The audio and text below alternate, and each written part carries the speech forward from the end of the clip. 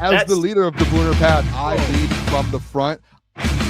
All right, boys. Lock in. It's our core foundation, man. Grit. I'm fired up. I'm fired the f*** up, boys. It's pumping right now. It's got my juice pumping, boys.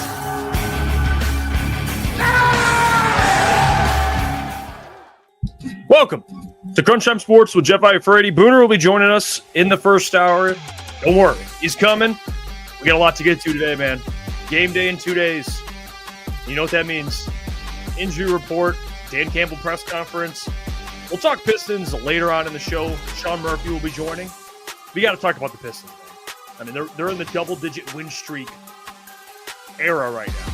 So we have to talk about it. But we'll talk a lot of Lions Packers today, man. Injury report is lengthy as predicted. Lengthy. All right, so I don't have too – I'm going to try to give as much positive news today as I possibly can. But it's not great. I'll tell you that.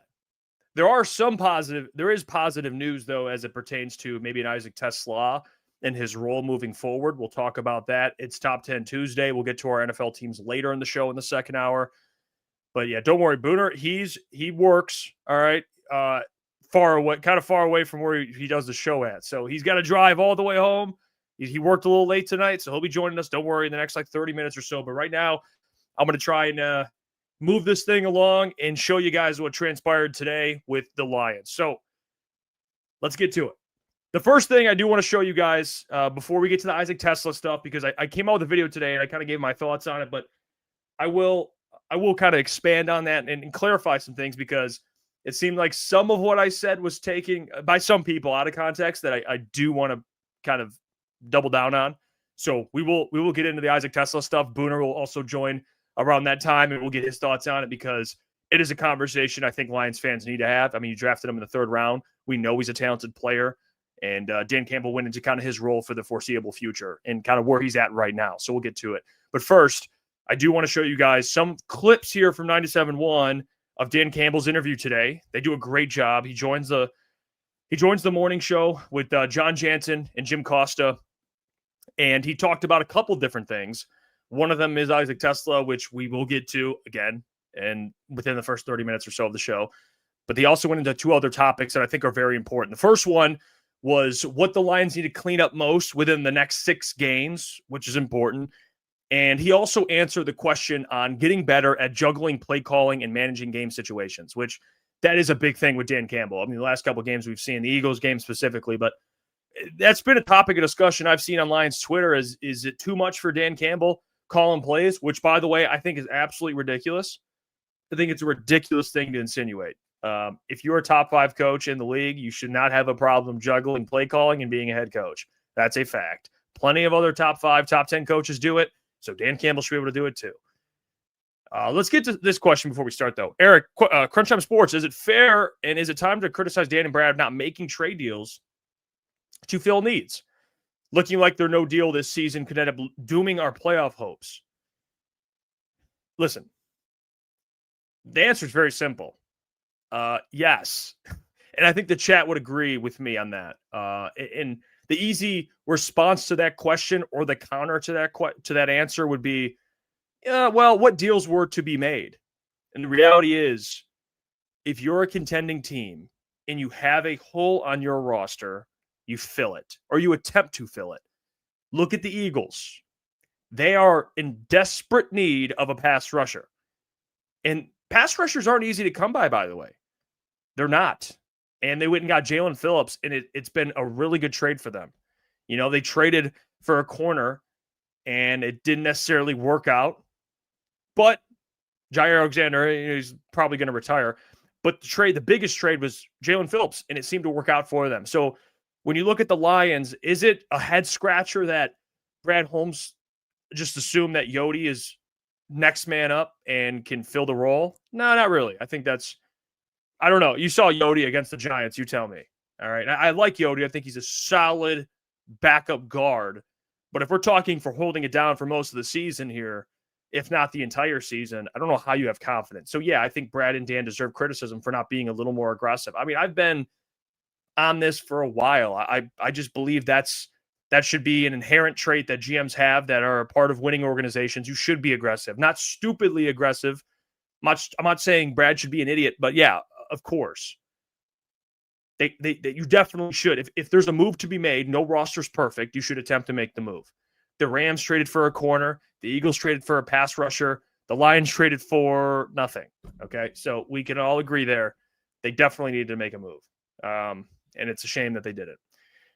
To answer that question. All right, let's get to these videos. So the first one is Dan Campbell. Both of them are similar questions, or different answers, but kind of in the same topic. We'll get to it. This is what the Lions need to clean up the last 6 games, which is a big question, important question. What do the Lions need to clean up in the last 6 games? Let's take a listen to Dan Campbell. Still need to be cleaned up. If you could choose one thing that got cleaned up in the final 6 games, what would the most important thing to get cleaned up? What would it be? Yeah, well, look, I think we got to be a little more efficient in third down, man. You know, we got to stay in manageables, and then we got to convert 1 or 2 more third down game at least. You know, 1 or 2 is going to go a long way. And a lot of that's going to come up to, hey, man, what do I select to help these guys get in position? And then we got to make plays.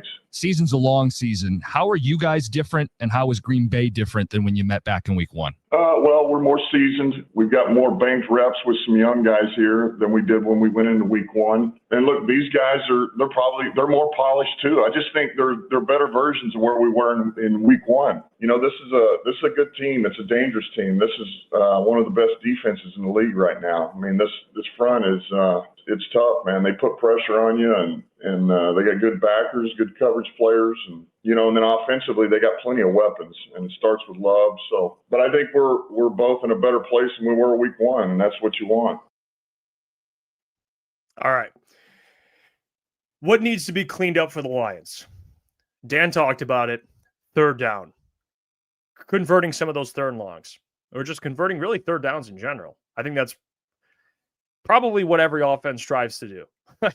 You want to have a very high third down conversion rate, or at least as high as possible, because let's be honest, third and longs are hard to convert. So I'm not asking these guys to convert third and longs at an insane percentage, but it is a stat that's been kind of lingering on this Lions offense all year.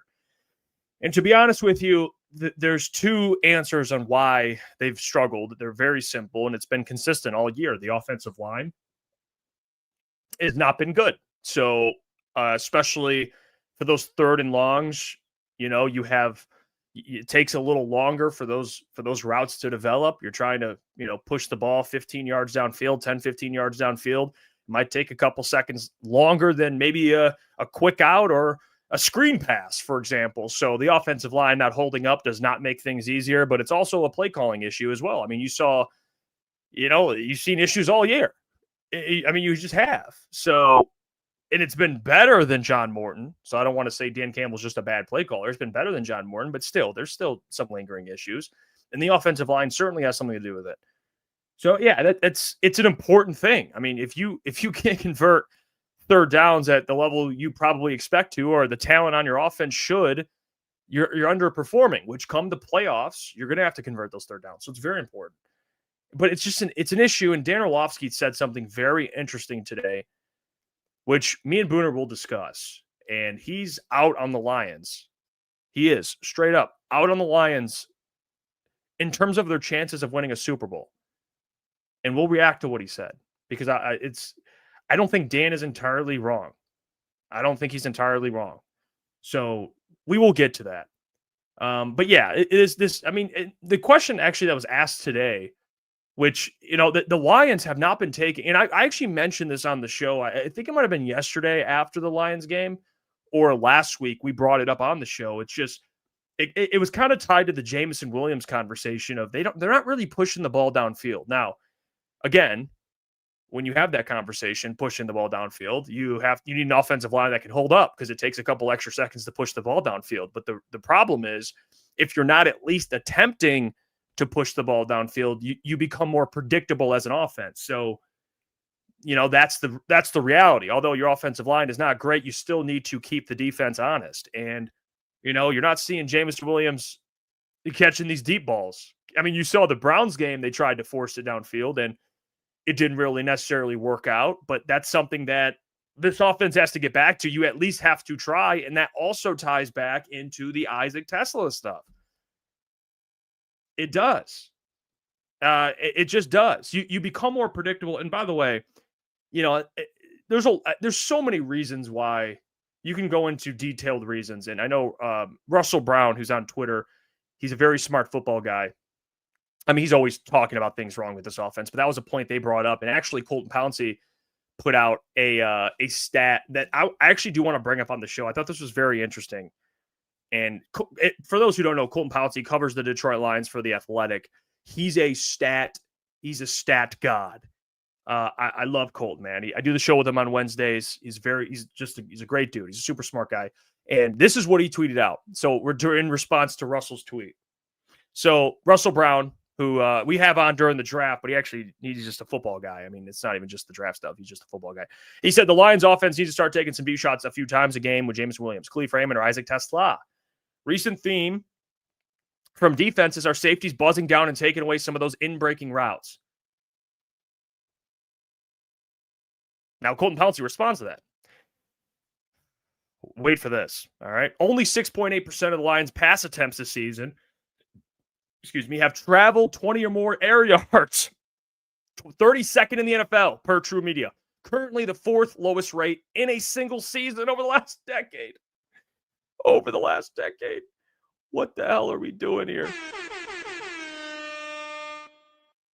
What are we doing here? Colton also responded to that and said, Lions have allowed the 8th lowest pressure rate and are 15th in sack rate, 6.1%. Not great, but terrible, but it matters here given the timing-based offense and lack of mobility.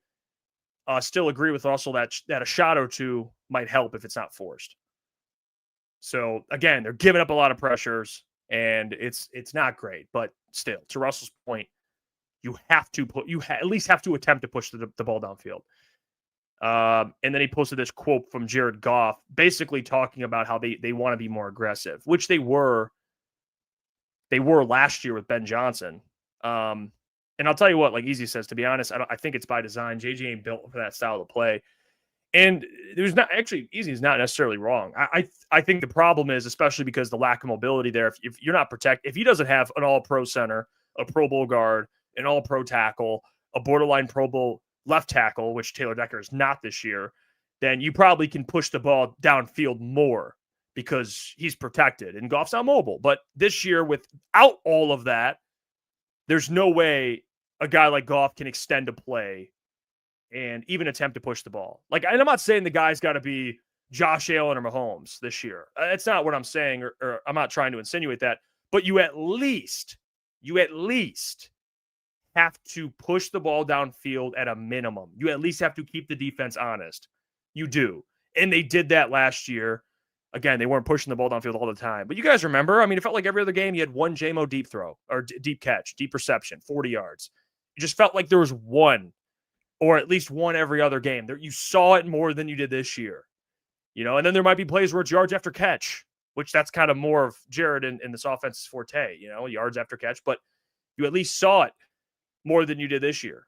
This year, it just feels like they just can't protect. Protection can't hold up. Things aren't developing. And by the time that happens, Goff's getting destroyed because he can't move. He's a statue. So, yeah, I think this offense, and this all ties to the Packers because you have Micah Parsons and Rashawn Gary, who are two very good edge rushers, which, by the way, Dan Campbell talked about the pass rush in that video and gave more than he did to John McEnroe. John McEnroe asked about Micah Parsons, and Dan pretty much answered with like a 3-word answer. I don't know if he just hates John. I don't know what's going on with that.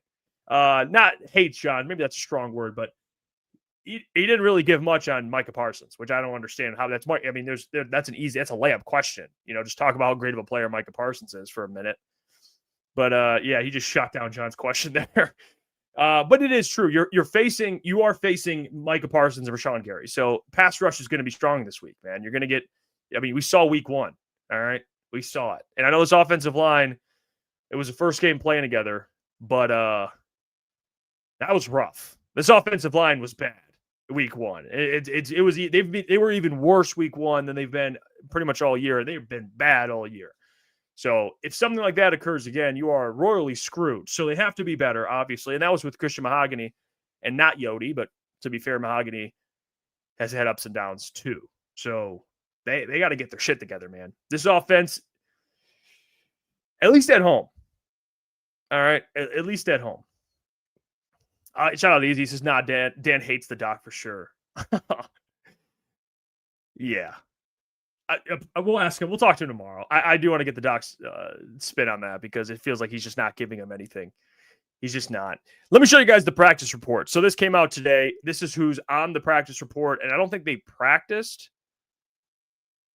Really? I don't think they really did much today. I could be wrong. Yeah, right there. It was walkthroughs. Yeah. So conducted walkthroughs Monday, Tuesday. Practice participation designations for those days are based on estimations. Okay. So try to take this not too serious. But I think the main thing I do want to point out here that I think is concerning, to be honest with you, is, and I just saw this today, which I think is a very interesting thing. All right. Josh Paschal, if he is not activated, he has to be shut down for the year. All right. And it says he had a full kind of participation on Monday and did not participate Tuesday. So I don't know what the reasoning is for that. I don't know what it is. I don't. So we'll see what happens. Pay close attention to Josh Paschal. I think Jeremy Reisman put that out. I could be wrong, but one of the beat writers put it out.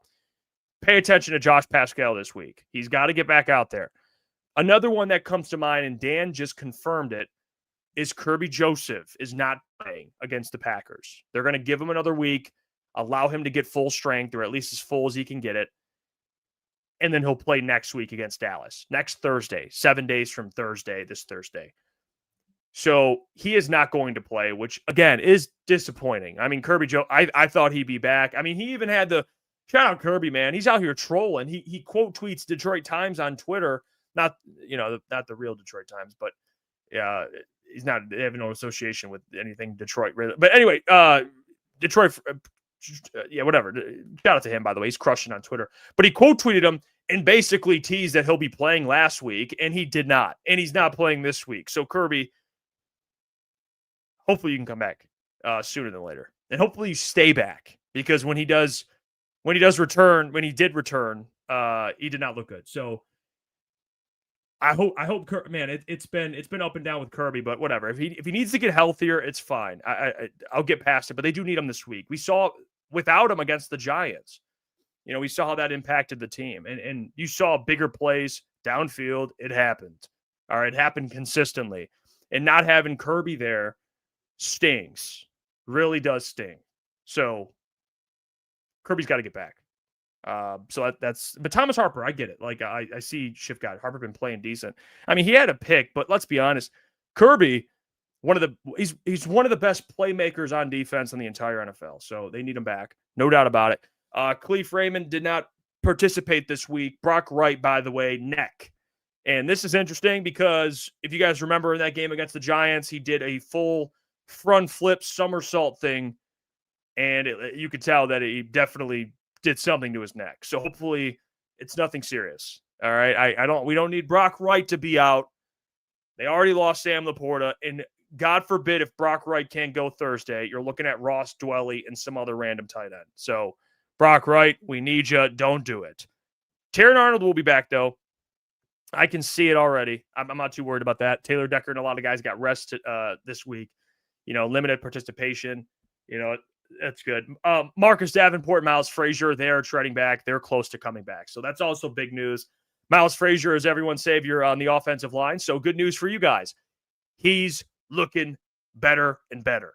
All right. He's trending in the right direction. Marcus Davenport as well, which Marcus Davenport, I know people want to, and this is the biggest thing people don't understand with this D-line. They need a guy like Marcus Davenport, man. I can't believe I'm saying it. I know people don't want to hear it. They need more bodies. They need guys that can contribute on this D-line. And I know it sounds crazy because they're like, sixth in sacks and pressure and pressure and pressure. Dude, people like to nitpick stats. Here's a stat for you. Go look at, I think the stat specifically is called average time to throw. I think that's the stat. Go look where the Lions are in that. on defense? What's the average time to throw?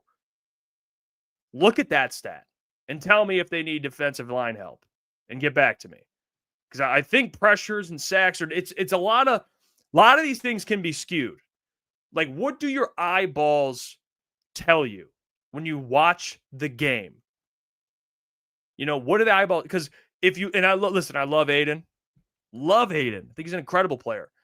But if we're going off of just stats, 6 quarterback hits, a sack, you know, like we look at that game against the Giants. If you didn't watch it and you just saw that, you'd be like, this guy had an incredible game.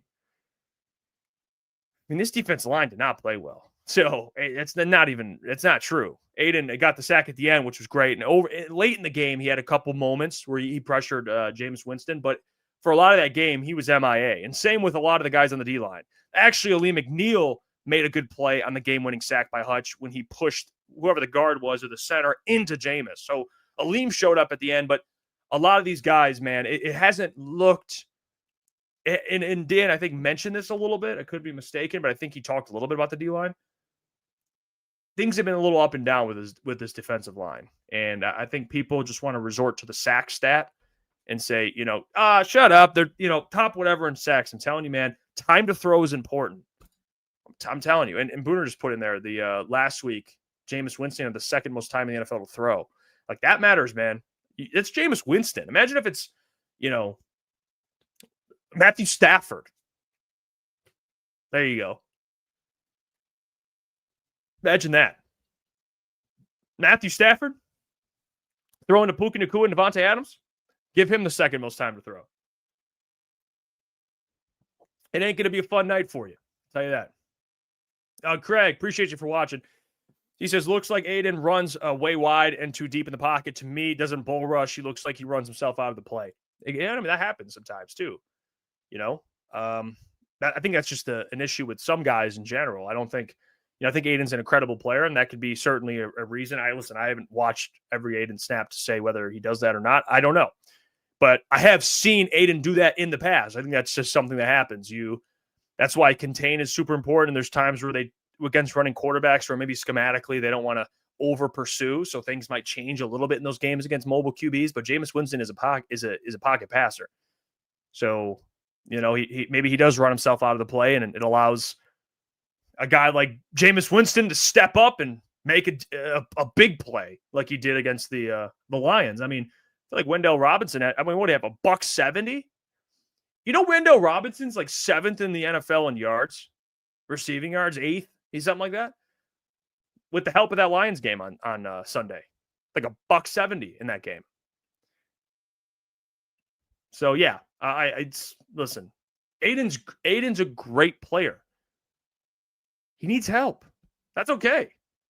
You know, it's okay to say that, by the way.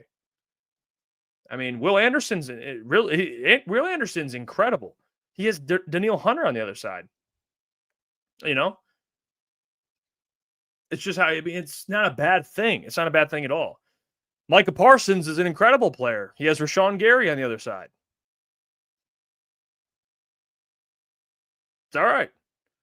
You know, ask ETN. He's the Rams fan. Jared Verse is an incredible player.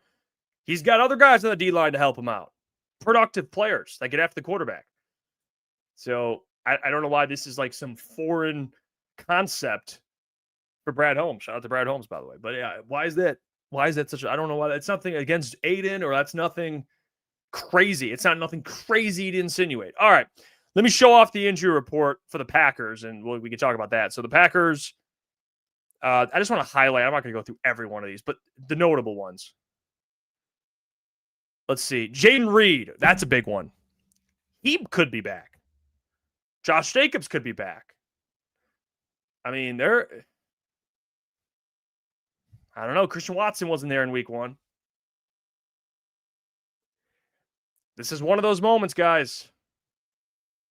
You know, it's Christian Watson. By the way, I got to see Christian Watson tear the Lions up in person. So you think Wendell Robinson?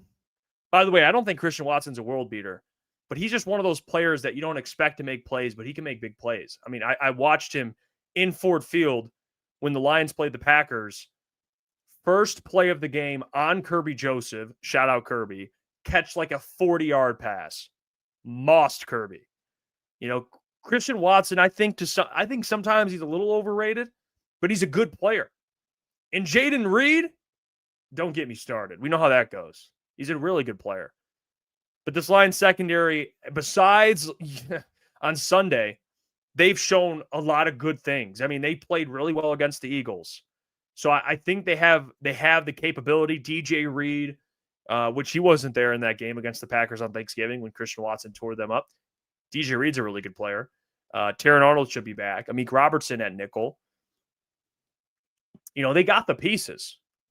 They actually are so confident in their pieces, they cut some guys on the roster. They cut, who did they cut? Arthur Millette. They cut Arthur Millette. They cut Nick Whiteside. Nick Whiteside, I'm assuming, will be brought back to the practice squad. But Arthur Millette, I mean, they got guys coming back, man. They had to shave some other guys that are pretty good players. Like Nick Whiteside had a really good game against the Bucs, and he just got released today.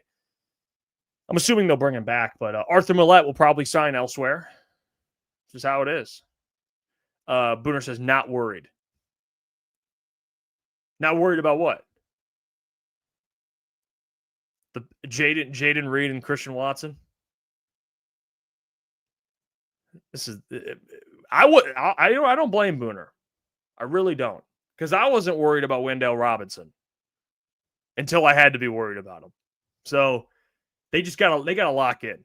Don't allow these guys to beat you. Okay, Josh Jacobs is another one. Like, who's the running back on the Giants? Devin Singletary. Don't allow Josh Jacobs to do what Devin Singletary did. Don't do it. But Josh Jacobs is going to be a big one. He's the engine of that offense. Even though they didn't have him against the Vikings and they beat them, it is what it is. He's still a really good player. So, I mean, he scored in pretty much every game this year. So he's a big time. If he's not out there, it's going to hurt them for sure. He says, Booner says, not worried about the bum and hurt Packers wide receiver core. I don't think anyone. I get it. I mean, I'm not saying this Packers, they don't have a Devontae Adams like they did years ago. But I wouldn't go that. I wouldn't go that far. You can't dismiss who they have. I mean, Jaden Reed, these guys are. It comes off, you know what? And that's why I love Boone. It comes off like we're the same people that dismiss the Giants wide receiver core. I mean, we at least had, we can't do this again. We can't do this again. We can't do it. The good news is they're missing Tucker Kraft. They are. Yeah, and I had him on fantasy, so I know how that feels. Sucks, man. I had Tucker Kraft. He's huge for them. He's big time. He's big time. Mark Royal says, need to worry about the Packers defense. Yeah, trust me. Trust me. They that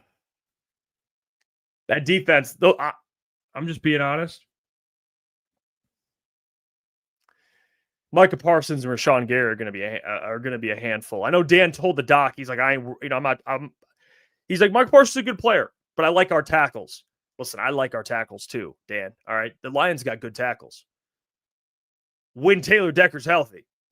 And he's not bad per se, but he's not his best self. Okay. Panay, I'm not worried about. But Rashawn Gary and Micah Parsons that's a nasty duo. It's one of the best. I think that's one of the best pass rushing duos in the entire NFL. I mean, you got Daniil Will Anderson, but they're up there. They're right there. I mean, it's one or two for me. So, yeah, I do remember that game, 2 AG's burner. Gary put up 3 sacks on Decker. I was actually there. I was at that game.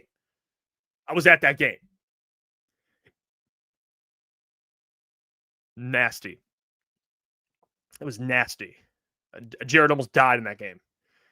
So this defense for the Packers is legit. It is. And the Lions, I think what's going to assist them, in my opinion, is having... look at Booner. He's just trolling. Not worried. This is troll Booner. But I think what's going to help them on third down, like when Dan talked about, getting them assistance on third down is a player that they drafted this year in the third round. Yes. Isaac Teslaa. I think he can be of assistance to this offense on third down and in the red zone. And not just that, but you need a guy that can go up and get 50-50 balls. We've seen him have the ability to do it. I think that's a player, Isaac Teslaa, that needs to be utilized more. He does. To me, he's not being utilized enough. And I'm not talking about targets. I mean, I want him to get more targets, but not just that. I just think his role in general, I think he needs to play more snaps. And I like Khalif, and Khalif's reliable, but Isaac brings a dimension to the offense they don't have. And Streams Only says, stop, Jeff. You've been talking him up since the offseason. Never going to happen. Now, by the way, this Streams Only. I mean, I shit on the draft pick when it happened. I did. I didn't like them trading up for him. It wasn't necessarily the player. It was the deal to get the player in the third round. I'm like, wow, it's a lot to give up. Now you see his role with the team. You're even more like, what are we doing? And then they extended Jameson. That's a whole nother thing. But it's the whole, like, when people say, oh, I miss Tim Patrick. Why do you think they say that? Tim Patrick's old. He doesn't have any speed or burst or agility anymore. Why do they say that? He had good hands. He was an option. But why do people bring up Tim Patrick? It's because he brought something to the offense they didn't have. And I think Isaac Teslaa can do that. I think he can. Is he a rookie? Yes. But let's be real here. All right. Wide receivers that are rookies acclimate among all positions faster than other positions. It's just how it goes, man. Look at rookie wide receivers. They come into the league and they thrive. They thrive for the most part. And I know for Isaac, he comes from Arkansas. He's adjusting to a different, I get all of that. But wide receiver in the NFL is, for the most part, a position that you can acclimate to the NFL faster and kind of catch up to speed faster. Just how it is. It's maybe not as fast as like a running back, but it's still not a position you should sit for a year or two. Like you should get it pretty fast. So I'm not even worried about that with Isaac. I think he's at this point in the season ready to go. I think he's talented. I mean, look at the first game of the year. He caught a one-handed touchdown pass. This is his first game. It was the only touchdown scored in that game, I believe, right? I think so. So I think the guy needs to be more involved. And Dan talked about that on 97 Won the Ticket. Went into kind of his role. He talked about it today in his press conference, but I'm going to play this clip specifically because his press conference, he basically echoed the same thing. So it's really the same clip, whether I play this clip or the press conference clip. So I'm just going to play the 97-1 clip. But here's Dan Campbell on Isaac Teslaa's role. Good question by Jim Costa. Get Teslaa involved more. Why hasn't it translated, or why haven't we seen more of him? I mean, we try to get him more involved here a little bit. He's playing more, and it's just sometimes the ball doesn't go that way, right? There's only so many plays you have to make somebody a primary. If you're not the primary at that point, then it goes to the primary, and then it works its way across the board. So, and then look, Leaf's been in there quite a bit because Leaf's been a reliable guy for us. But look, his time's coming. Right now, he's helping us on special teams. He's a fill-in player on offense, and he's continuing to get better. We like him. It's patience, man. It'll come. You've talked about. There you go. Dan answered the question. All right. Isaac Teslaa getting more involved. They like where he's at, but they still feel like he's trending in the right direction. But as the season goes on, hopefully you'll see more of him. And this could be a game. The last time he played the Packers, reach back, touchdown catch. Let's bring on Booner. He's waiting. We'll talk some Isaac Teslaa. Boom. How we doing? How we doing? Good to see you tonight. Top of the night to you, Jeff Iafrate. I thought it's been a good 35 minutes of a show. What'd you say? I thought it's been a good 35 minutes of the show so far. You've been killing it. Thank you. I appreciate it. Yeah. What do you think of the Isaac stuff? Well, first off, I want to address before we get into that. I want to address your fumble on the Detroit Times thing. That might have been one of the funniest thing you're gonna bring up, really, bro. I just think it was funny, dude. It was a funny moment. I'm trying to figure out what was going through your head in that moment. That's all. Well, the other 34 minutes was good. So I appreciate. Yeah, no, I thought that was just a funny moment, man. Nah, hey, listen, the Isaac Teslaa stuff. I just think it's going to naturally happen. I don't know where people. I think a lot of people keep asking about it because they want him to get more involved. I just don't think like it's like what are we going to like force it to him? If you know, like he's obviously like the second, third, fourth progression. Again, you want Jared Goff to you want them to kind of change who they are as an offense. Like they know, like I know the offense hasn't been clicking as of lately. I don't think that's because of the play calls or the progression. I think it's because the offensive line, you know, like you were talking about how like Jameis Winston had, you know, the second most, you know, time to throw the ball in the pocket, right? Like in the NFL, Jared Goff's at like the bottom 5. So it's like, it just, you know, I don't think it has anything to do with like, they can't get the ball to Isaac. I just think it's more so of a protection issue. So like I think eventually Isaac's going to get involved, but like what are you going to do? Are you going to take Amon-Ra away from as the first option, and you're going to go to Teslaa? Like that's why I don't think fans realize it a little bit, and it's just like it is what it is at that point. Just Jared doesn't have the time to get to that point of his progression. And this is why I think it's Isaac. If we were just talking about Isaac Teslaa being a deep threat, that's true. But the thing people don't understand is Isaac at Arkansas was mainly used in the slot. You know, he's more of a complete wide receiver than people think. You know, he's just a big body option. Like Tim Patrick's an X. Isaac can be moved around anywhere. You know, he's like a versatile. He's not just like a 50-50 ball guy. He can do that. But I think what I believe, and I talked about this in the video today, is what they're missing right now is kind of the Sam Laporta role. I'm not saying he can do what Sam Laporta can do. I don't want that to get misconstrued. He's not Sam Laporta.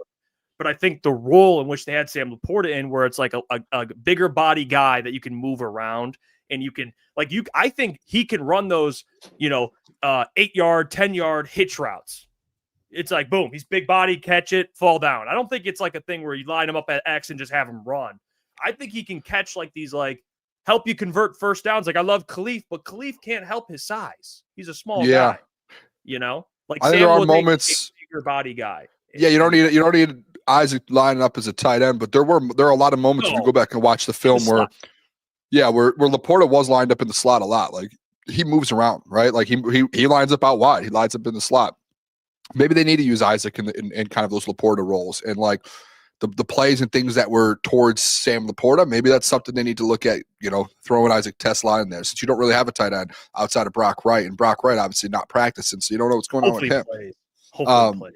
But like the argument I can't, and I get it when people say like we need to stretch the field, downfield threat with Isaac Teslaa. Like I get that, but again, like it goes back to like genuinely, for people who want that, like I would love to hear how you think that would work, because they're never going to get to it.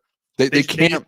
They have to at least have to attempt it. I think is the argument. But I don't think you can. You don't have a good offensive line. Like if you, it's like you have to. How? You have to. You're going to get set. You keep saying you have to. You don't have time.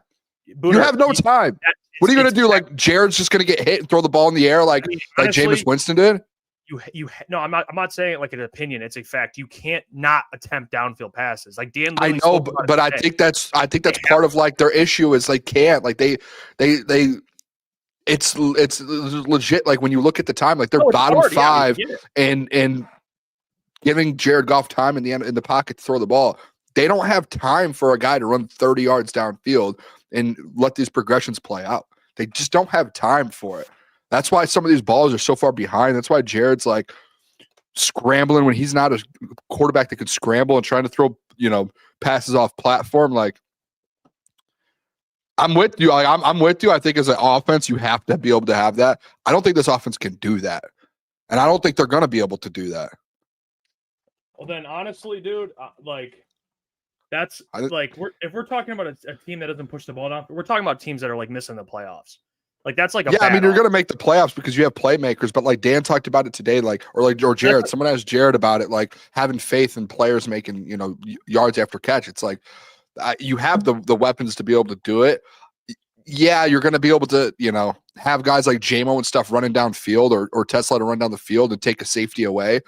But at that point, it's just like you're never going to be able to actually make the pass, in my opinion. And we haven't seen it all year. I don't know if there has been one time we've seen an over-the-top throw. And I think that's why, and Russell Brown tweeted out, he's been watching the film. He said, as of late, safeties are sitting, knowing they're not going to do it, which makes them struggle on offense. If you don't at least attempt it, they're predictable. Yeah, but again, I don't even think it's like something that like Jared's like I'm like we're gonna go into. I'm not saying that either. I think I'm just saying I'm not saying that Jared just is. I'm not saying Jared's like I refuse to throw it downfield. I'm not saying that. I'm saying they have to figure that out, or else at that point you're a predictable offense. Like I don't know, they're just stuck in a predictable offense. Which at that point you're not doing shit in the playoffs. Like I want to find this clip. Oh yeah, here it is. I know we can't play. Can we play? Can we play it? What is it? Pull it up, and you could say yeah or no, and maybe I could just. Can we play or no? I just want to show like to people like Yodi, like look at this, like probably Jared Goff. Watch, like obviously, like there's a pass rusher in his face instantly. Gibbs picks it up. Jared steps up. Look, Yodi just lets his guy straight through. Look at Jared's about to get hit again, but look at like. This is what I'm talking about of like you can't push the ball downfield. Like look at right here. Can you guys see my mouse or no? Yep. Like look at right here. Look at JMO. But Jared, he has no time. Like he has zero time to get the ball to JMO. Nothing. Like he has zero time. He's got a guy in his face like a second into the play. Not even a guy. He has one guy here who missed, and he stepped up. A second guy here, Yodi, that he has to step up again, and then Taylor Decker's guy instantly in his face. This is like 2 seconds into the play. JMO is just wide open. But guess what he can't do? He has to get the ball out because he's about to get killed, and he has to throw it to Brock Wright and complete pass. Look at this, Jeff. Like, look how open JMO is, dude. That's a touchdown. You can't get the ball downfield with this offensive line. And then look at the next play, too. It's the same thing, literally the next play. Look at this. Look at this pocket he has right away, right? Good. Let the play let it regress a little bit. Look right here, dude. Look at Yodi. Just beat. Just Jared can't get anything off. He's got a guy in his face. And look at Amon-Ra, how wide open Amon-Ra is here. Look at this. Like, dude. And it's look at how open he is down here. Like, you see what I'm saying? I saw that today, and I was just like, I don't know if they can get the ball downfield. I genuinely just I don't know. And I'm with you. Like, I think you have to be able to get the ball downfield to have a good offense. It's not like, to me, it's not even about completing all these balls downfield. It's at least just attempting to, because then it keeps the defense honest. Like, even if it's an incompletion, you just have to the defense at least has to be like, we have to at least watch out because they will do this. You know, like Jared tried it. Because like those plays, Jeff. That's not. Those are two. And guess who posted that? Our guy Easy posted that. Shout out Easy. But like those are 2 plays that Yodi screwed up or let his guy by. There are probably 30, 40 more plays like that in the game the other day where Jared's having to run around and he's got to just dump off. And like if he had an extra second, boom, it's a touchdown. Boom, it's a 30-yard. And that was the difference from last year to this year. And I'm with you. Like you have to attempt them. And maybe they are trying and they just cannot, man. They just cannot get the time to be able to get it downfield, which is so frustrating. It has to be frustrating on all parts, man. Yeah, and I think Jared actually said it himself. He said, I think there's areas of aggressiveness that I can be a little more aggressive. And he's talking, obviously the O-line doesn't help that, but it's tough. I mean, you're looking at an offense that relies on yards after catch. And if safeties are not as much worried about that, it just becomes harder to get that yards after catch because guys are getting tackled immediately. You know, it's tough. But, you know, we'll see. We'll see what changes. That's why I think the role of Isaacs is going to be valuable. I don't think he should be targeted a bunch, but he just brings a different dimension they don't have.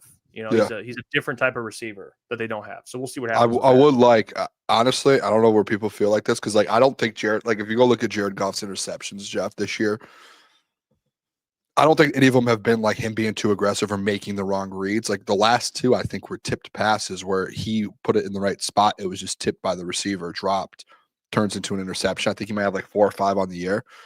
I wouldn't mind Jared. And this is going to sound crazy, but like being more aggressive and if he throws some, he throws some. But like at least taking shots. And you know what I'm saying? Yeah, just at least keeping the just it's all about just keeping the defense honest. That's all. Yeah. Just keeping the defense honest, man. That's Like really if he throws one or two like that, where he's just downfield, and it's like, all right, at least they have to worry about it. Whatever, man. By the way, I saw the clip of Dan Orlovsky today that you showed. Dan Orlovsky. Dan Orlovsky is usually a pretty positive guy. I think in general about the Lions. I think he's a pretty positive guy. On Pat McAfee, he kept it really real. And he went into that offensive line and why it hasn't been good. We'll play that clip, but before we do that, let me tell you about our friends over at Sleeper. We'll see you guys in a minute. I've interrupted the show to tell you about our friends over at Sleeper and specifically Sleeper Picks, because if your state allows it, you should be utilizing it. It's a ton of fun. It's a real money product that connects friends over picks. It's very simple. You just choose 2 to 8 of your favorite players from pregame live or across different sports. You just hit the more or less than the predicted stats, just like I did for Lions Packers on Thanksgiving. You can check out my picks. Tell me how I did. Because on Sleeper, you can get up to 1,000x payout, share with your friends, and get rewarded together. Use that code CT Sports, and they'll take care of you. Shout out to Sleeper for sponsoring the show, as always. Now, let's get back to it. All right, let's play this clip. This is Dan Orlovsky on McAfee talking about the offensive line and the Lions, and then we'll give our thoughts on it. But here's that clip. For Caleb on the turnover, potentially stopping unless they completely go to shite, which it doesn't look like. The Lions with Dan Campbell, we assume, are going to be good in this entirety. The Packers, we assume, are going to be concerned. What's that? Lions are concerning. Their offensive line's not good enough right now. Not good enough. No. Yeah, no. Going back to same old Lions? Are you saying this year or just like in general, you don't know if they're going to be able to find it again? Is it because Ben Johnson was kind of maybe covering up for their offensive line, or is it Noah Ragnall is maybe the big problem with the Detroit Lions offensive line? Is it fixable, or is that just you got to deal with it this season type thing? Yeah, I mean, in the interior of their offensive line is a concern. It's not good enough. They will not win a Super Bowl with the interior of their offensive line playing this way. Year, man. Ragnall's a concern. Yeah, Ragnall's starting to rear its ugly head here. Lions. This is what I would say is you have a quarterback that when you protect him, he could throw it with anybody. But now the protection has fallen off. I would tell you, I have no idea what the numbers and statistics and analytics. It looks like a bottom 5, bottom 7 pass protecting offensive line. What? And no Laporta. Like when Jared got pressured, it was Laporta. Where's Laporta? Where's Laporta? No Laporta with a bad pass protecting offensive line. There. As much as it kills me to say, I just don't see it for Detroit.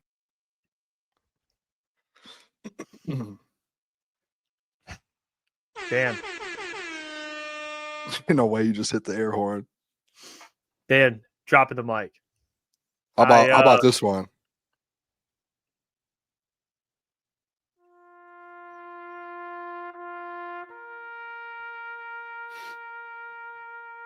The Lions offensive line, man.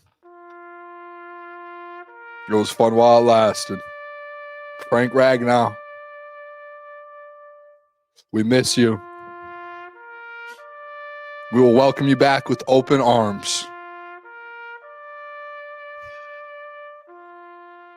So sad, man. It really is, because everything Dan said is right. The offensive line is holding them back. It's a problem. It's a massive problem. I think if you could rank the problems, it's offensive line. And then I do think the loss of Ben Johnson hurt them this year and messing up on the John Morton hire. I think that's the other thing. And I think the offensive line doesn't allow them to do what they want to do offensively. And it's a problem. Like when you get in the playoffs, you're going to face good defensive lines. Yeah. This is how it goes, man. You're going to face good defensive lines. And if they can't protect Jared Goff, you are royally screwed. And he's absolutely right about the I think Sam Laporta is also like the third reason on there. I think what he said about Laporta is true. From his he's a safety blanket. He assists in some blocking, which he's been a much improved blocker. He's been really good. I know it sucks, and it's something that people don't want to hear, but bad, man. You downgraded four out of the 5 spots on the O line. You downgraded. Yeah. Which is like a downgrade because he's hurt, but they've downgraded on 4 spots. Most of these guys as well are hurt too. It's not like these guys are all healthy. I mean, you saw the practice report, or the injury report today. I think you put it up earlier in the show. almost every single, outside of Yodi, every single offensive lineman's on the practice or in injury report. And that's concerning, right? And I know it's like short week, guys need rest. But like, hey, this is going to be a 3-game stretch in 11 days, 2 games in 5 days. Like, that's tough, man. And especially with the way that the offensive line played on Sunday, like, it was not pretty. And the fact too that your quarterback comes out after the game and is like, these guys are going through stuff, man. And I respect them and I love them for battling. So it's like, we know they're going through stuff. And just, I think for people to expect this offensive line that's battling injuries and are getting older, like Taylor Decker getting older, Graham getting older, just to expect them in 5 days to turn this thing around versus the Packers, versus that D line, like, that's tough. And I'll tell you what too, Jeff, I thought about this today. I think you're going to find out these next 3 weeks. Is it 3 weeks? What's the schedule here? I just want to make sure I get the games Packers, right. Dallas, Rams. So, okay, that's what I thought it was. I thought it was Packers, Dallas, Rams. These next 3 weeks, you're going to find out a lot. And honestly, you're going to know whether or not this team can win a Super Bowl by the end of this 3-week stretch. You're going up against Micah Parsons and Rashawn Gary, Green Bay Packers defense. You're going up against a Dallas Cowboys defense who is one of the best interiors, if not the best interior defensive line in the entire NFL, with that kind of front. What's his name? I almost said Kenneth Grant. I don't know why I almost said Kenneth Grant. The Cowboys? Their interior. Who did they just trade Quentin for? Williams and Kenny Clark. Quentin Williams looked unbelievable last week. I think that might be the best interior defensive line in the NFL right now. And then the next week, you have one of the best defensive lines in the NFL with that Rams D line that they have rebolstered up over the last 2 or 3 years through the draft. And I think right now you could argue that the Rams is right up there with the D line of the Houston Texans. They just have dudes, and that starts with Jared Verse. You're going up against Jared Verse and that Rams D line, the Packers D line with Micah Parsons, and that Quentin Williams led Cowboys D line. You're going to know though, Jeff, in 3 weeks if there's any chance for this Lions team to win a Super Bowl. You will have your answers. You will. And if they can figure this thing out, and you know what, the O line might not be great. If Dan can schematically figure out different ways to create with this offense, then they're going to be able to somehow put something together, to get this thing done in the playoffs. If they can't in the next 3 weeks, I don't see a world you win a Super Bowl with the offensive line that you currently have. Me and you have been saying this for 2 weeks now. Yeah. We've been saying this interior just is not good enough for 2 weeks. Since that Eagles game, we knew it instantly. And you could feel it. When you watch them, you could feel it, man. It's really disappointing. And what did I say 2 weeks ago after the Eagles game? Who did I blame for that? It's Brad Holmes. He did. I think he addressed it. I think he addressed it a year too late. He should have had a center in there ready 2 years ago, learning behind Frank or in some type of guard, learning from Frank. Never did that. Never had a backup for Kevin Zeitler. Never had a backup plan outside of Graham Glasgow for Jonah Jackson when Jonah Jackson left. He just never did. He never addressed it. Never did. Yep, it was a great Band-Aid, but Kevin Zeitler was a Band-Aid. I mean, you knew he was 36. He was a 1-year deal too. Like, if you're going to sign a 1-year deal, at least get a guy in here a rookie in there to help or learn. Yeah, I agree with you. That was this is on Brad Holmes and Dan Campbell. I don't know if I don't think he makes those decisions, but whatever. Brad Holmes. It comes down to being prepared for what you have and knowing who you have at quarterback, which is Jared Goff, not mobile. You need to protect him. You got to get him a good offensive line, and Frank is at least close. Maybe they didn't know he'd retire, but he's close. Dude, come on, man. Like, you have to have some sort of idea. We need to have someone in and ready to go. And I say it all the time. Besides Penei Sewell, the highest invested offensive lineman they drafted, the highest drafted offensive lineman was Giovanni Manu before Tate Ratledge, who was a project. That Tate Ratledge pick should have been a year earlier, like a second round guard. They should have did that a year earlier, or a center. They should have taken that guy a year earlier, let him develop, and then this year he would have been thrown right in there. Like Colby Sorsdahl in the 6th, Christian Mahogany in the 6th, which Christian Mahogany looked good in those 2 games. You still knew it was a gamble. You still knew he had to iron things out. He's not a complete product. I mean, he hasn't looked like a complete product this year. He's been up and down. So it's a massive issue. Jahmyr Gibbs is just so good. Like this, I don't know if you saw this. I think it's like Fox Sports does it. I think. NFL on Fox. You see that where they nominate like player things of the week? It's like performances of the week. They had the Lions O-line up there because Jahmyr Gibbs had a massive game. Dude, I put out a tweet that got so much backlash because my tweet was takeaways of the game, and all the takeaways I just did offensive defensive line, and people were like, they held them to 3 yards to carry. The offensive line had a running back run for 240 yards. Like, how is this a bad? Like, I don't know if you watched the game. Did you get a good feeling about the trenches? I didn't. They actually had them as performance of the week. That was Jahmyr Gibbs. I will actually say this. I'll give credit where credit's due. I think they're actually a good run blocking offensive line. Especially, I think that right side. Like, I think Tate can run block. I think Panay can run block, and I think Graham, when push comes to shove, can run block. I don't know about Yodi. I guess I need to see more. I do think they're a decent run block. I think the issue is just pass blocking. They can't pass block. They don't know how.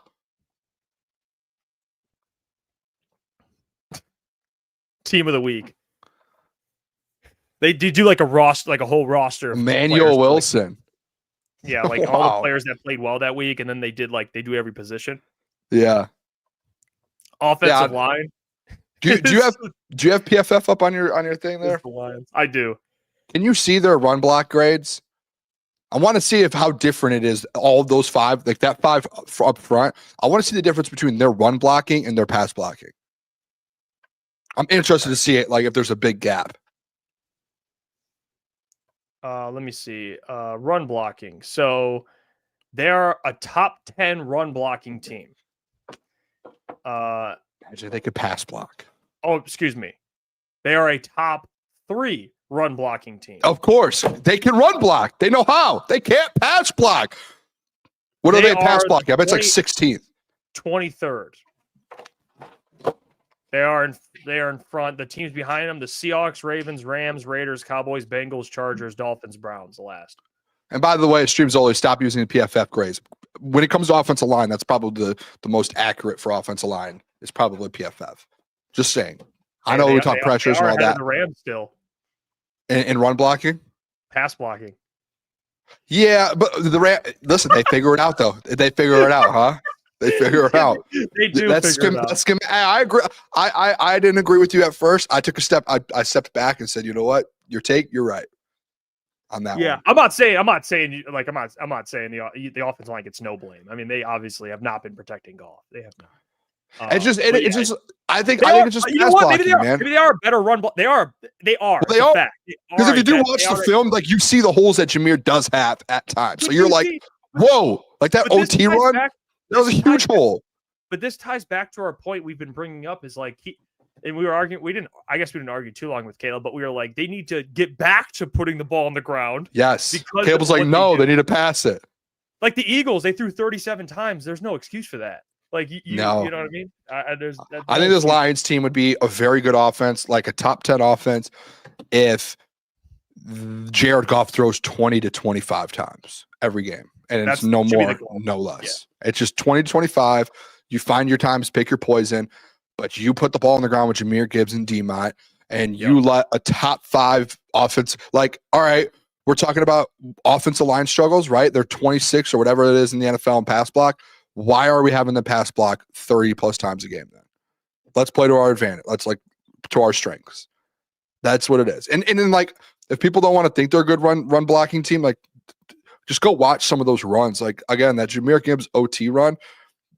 I mean, I don't know if there's a back angle of it, but I mean, dude, like he's got a massive hole and he just takes off. And just makes like the first and second defender just miss. Yeah. And it's like you said, like even if he's getting 1 or 2 here and there, the 3rd, 4th, 5th run from him, he's going to go for 10. He's going to go for 15. Like it's going to happen. Yeah, I think what Dano is saying is correct from a pass blocking perspective, obviously more so. But the offensive line, if there's a reason the Lions don't win a Super Bowl, those are the 3 reasons I believe. It's the offensive line. It's the loss of Ben Johnson and not correcting it or not getting a right replacement. And then I would throw Sam Laporte out for the year. That one's massive because it ties into the offensive line. And it all kind of goes back to the O-line. So he is right. Unless all of a sudden they just start playing well. Or Miles Frazier is Lomas Brown. Shout out Lomas Brown, by the way, Shout out, by the way. semifinalist for a Hall of Fame. That's Not very actually, color. it is actually, I was looking at his stats and stuff today, Lomas. It's nuts that he's not, that man played like 19 seasons at tackle in the NFL or something like. Yeah, he played guard. He might have. Or was it guard, whatever it was. Just offensive line. Tackle. He just played offensive line, I think. Wait, let me just look. offensive line for 19. I think it was 19 years. I could be wrong with that, but 19 years, like starting. Tackle. Yeah, left tackle. Starting, like I'm pretty sure he started like almost every year. I could be wrong with that. I'm gonna look it up. I wonder if I can see that Lomas Brown stats. Even like John Gruden, I think, talked about it earlier. If you're playing tackle till 39, you're doing something right. Yeah. He played. He wasn't. Stats aren't here. What? I can't find his stats. I'm pretty sure he like started like almost every season. Yeah, he did. Fun fact: He has 263 games started, or 251 games started. What's that divided by 16? 251. Yep. That's 15 years. That's almost 50. That's 15 plus years of football, dude. That's at that position. That's like in that era too. Yeah, he's a warrior for that, dude. There's no, just based off of that, he should be in the Hall of Fame, and he's won a Super Bowl. Mm-hmm. Did you know this too? Did you know that him and Dan Campbell were teammates with the Giants? Yeah. Yeah, I looked at Lomas Brown and the years he played. He finished his career with the Giants, and that's when and it the clicked. Bucks, or not the Bucks. Who did he win the Super Bowl with? Oh, the Bucks in 2022 yeah. or 2002. Sorry, 2022. He's with Tom Brady out there. Or that was earlier than that, but you get the point. Yeah, he won a Super Bowl with John Gruden. They crossed paths with the Giants when he was there. Just incredible. I just did not know that. I didn't put that together. And then when Dan today in the press conference was like, told a story about him being his teammate, I was like, how old is Dan? How old? Like, I thought Lomas. Yeah. Mm-hmm. It's crazy. Shout out Lomas Brown, man. I hope he gets in. I did want to at least talk more about, like, because you joined the show, you didn't really get to give your thoughts on like Lions. I know you were talking in the chat, trolling a little bit about this Packers team. Yeah. All right, you're kind of trolling a little bit. What do you think? I mean, 2 days away from the Lions Packers. How do you feel? What do you feel after that Giants game? How do you feel? Yeah, you saw the injury report, right? You might get Josh Jacobs back, Jaden Reed's back, Christian Watson's back. Obviously, he's been back, but what do you? Yeah, they also have like Lucas Van Ness didn't practice 2 days. Like, there's a lot of guys that they also have. They have a lot of injuries as well. That I guess we just kind of send and it's weird too, because I feel like with Thanksgiving week, you have the 3 days from Sunday to Thursday, so you never actually know how it's looking, especially, we're not that in tune with what's going on in Green Bay. I'll say this though, like, and I genuinely, I really do mean this, Jeff. Like, one, you know how I feel about Jordan Love. I don't think Jordan Love's like the best quarterback in the league. I think he's probably 15th, 16th at best, in my opinion. Maybe you can get up to 12th. I don't see him as a top 10 quarterback. So for him to kind of go out there with, let's say Josh Jacobs is there, I'm more scared of Josh Jacobs than I am anyone else on that team. That's my thought process. And without their tight end one, him being out, like you'll look at it, and I can pull it up now. And this isn't me being like disrespectful. This is just me being like, this is kind of my thoughts of the matchup. If you look at like their weapons, man, like Romeo Doubs, 500 yards this year. After that, you have Tucker Kraft, who's not playing, 480. Matthew Golden, 280. Christian Watson, 280. Josh Jacobs, 230, like receiving yards. Dontavion Wicks, 213. Like, it's just like, I don't know. Their offense isn't the thing that really like freaks me out and like scares me. I think of this Lions defense, if you get TA back, DJ Reed, Meek's playing well, and then you kind of get maybe Marcus Davenport back this week, I think our defense can honestly take care of business and keep you in this game. The more thing that I'm concerned about is really just Micah Parsons and Rashawn Gary. Like, I'm worried about this D-line that you're about to go up against in the offense.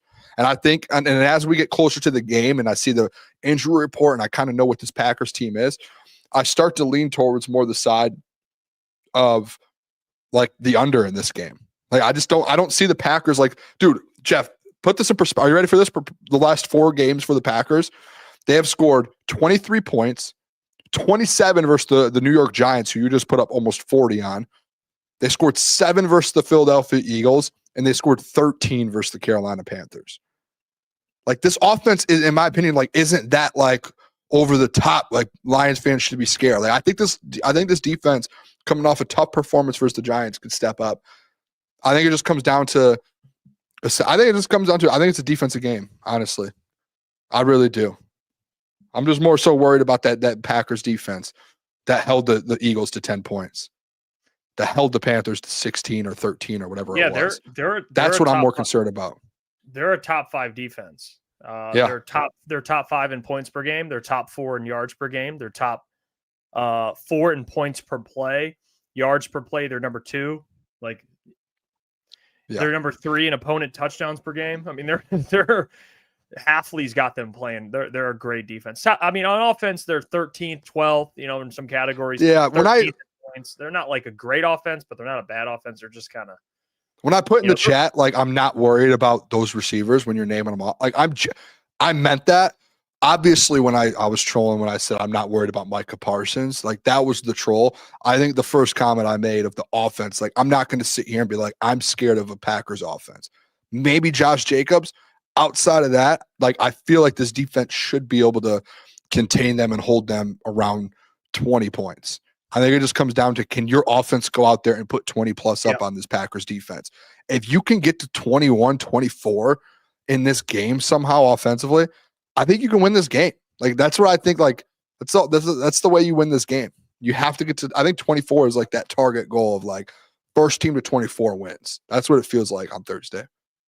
I also saw something. I don't know who tweeted it out. It might have been Jeremy Reisman. I wish I would have saved it. It was a good tweet, but it was basically if the Lions lose this game, their playoff chances decrease by like a lot. And I because the NFC, by the way, NFC is really good. The NFC is really good. The NFC has a bunch of teams in kind of a similar area. When you look at the NFC, you have like, let me see, you have 8 teams with 7 or more wins. 6 or more wins. I mean, the Bucks have 6, but it's very balanced. I mean, the Rams they're 9-2, Eagles 8-3, Bears 8-3, Seahawks 8-3, Packers 7-3-1, 49ers 8-4, Lions 7-4. So, it is one of those things where it's like you got to win this game. Not only do you have to win the game for play all this other implications, but division. Yep. You'll be swept by the Packers. They'd fall to what, 1-4 in the division? 3? 1-3. Yeah. Who, the Lions? They lost to the Vikings. They lost to the Packers twice. They would lose to the Packers twice. So 1-3 in the division. It's tough. I mean, NFC North. I'm trying to find this tweet so bad, dude. So, and I think they Combat. This is Cartier, I think. Combat Legs vids. I mean, I think it's Cartier, but are the Lions favored? I think they are. I think it's pull it up right now. I think they're favored by a field goal. Last time I checked, I think that's what it is. When I looked, they're giving them 3, which at home they get 3, so it's basically a pick'em game. I mean, that's they're favored by 2.5. 2.5. Okay, so the 2.5. So about a field goal. What do you think? Can I ask you? Let's go ahead real quick. What do you think what do you think the spread is versus the Cowboys? That's at home, right? Yep. 5.5. Dude, how are you good at that, man? You're actually good at this game, dude. I might not be a great better, but I can read lines for some reason. Dude, you should be a good bettor. If you're like good at reading lines, I feel like you should be able to. Well, reading lines and actually betting on them are 2 different things. I wish I could go look at like what they are versus the Rams. I think the Rams will be favored probably by the same thing. I think it'd be same as Lions, Packers, probably them like 2.5. Is it in LA? Yeah. Depends on what happens, I guess, the next 2 games. If the Lions win the next 2 games, it'll probably be like a field goal. No one has it. I've only got Cowboys. On DK, Lions are 6-point favorites over the Cowboys. So you think about a touchdown. Yeah. Which it should be about that. I mean, the Cowboys are 500. You're at home. That's how it should be. Now, whether or not they destroy them is a whole nother thing or win by a touchdown. But that's about right. We're just talking favorites. Yeah. I think that's fair. By the way, Nick P says if the Lions miss the playoffs, should Brad Holmes and Dan go on the hot seat? No. That's where I'll put my foot down. No, I don't think they'll be on the hot seat. I don't think so. No. That's where I think people, if you're insinuating you're getting into an emotion. That's you're acting emotionally. I think that gets a little. To me, it's like if we're already talking hot seat. Yeah, all right. You know what I mean? Well, I mean, dude, like I put the tweet out to yesterday, and I'll say this, dude. Like I put this tweet out yesterday. I don't know if you saw it, Jeff. Where I was just like, I'm kind of like, I don't like the fact that essentially what the tweet was like. I just don't like the fact that people aren't allowing Lions fans to have opinions, negative opinions towards this team, right? Like I think it's fine, and I said like I think both things could be true. One, a win is a win in the NFL, and I think Dan and the team should be happy that a game where they didn't lead the whole time, they win it at the end. You know what I mean? The first time they lead is in overtime. They win that game. Like you should, yes, be proud of that. But also like you can also say like, hey, there's negatives of this team. And the end of my tweet, I essentially just put like, there are new expectations in Detroit. As Lions fans and Detroit fans, like your expectations have now changed. It is now Super Bowl or bust. Like just winning a game or just being, 10 wins, 11 wins, like that's no longer good enough. It's not even good enough to win a playoff game. It is now like, hey, you're in an era of you need to win the Super Bowl or you're disappointed. And there's things you could say negatively. And my tweet essentially was, I don't like how people in the media and people on Twitter get mad at fans that have an opinion and based off of it. Right. And I'll say a lot of people actually like the tweet. Like people in the media that I was shocked to see were liking the tweet and being like essentially you like my tweet saying that you agree with what I'm saying. There were some bigger names that liked it. And I'm like, okay, like I like more people are on that side than not.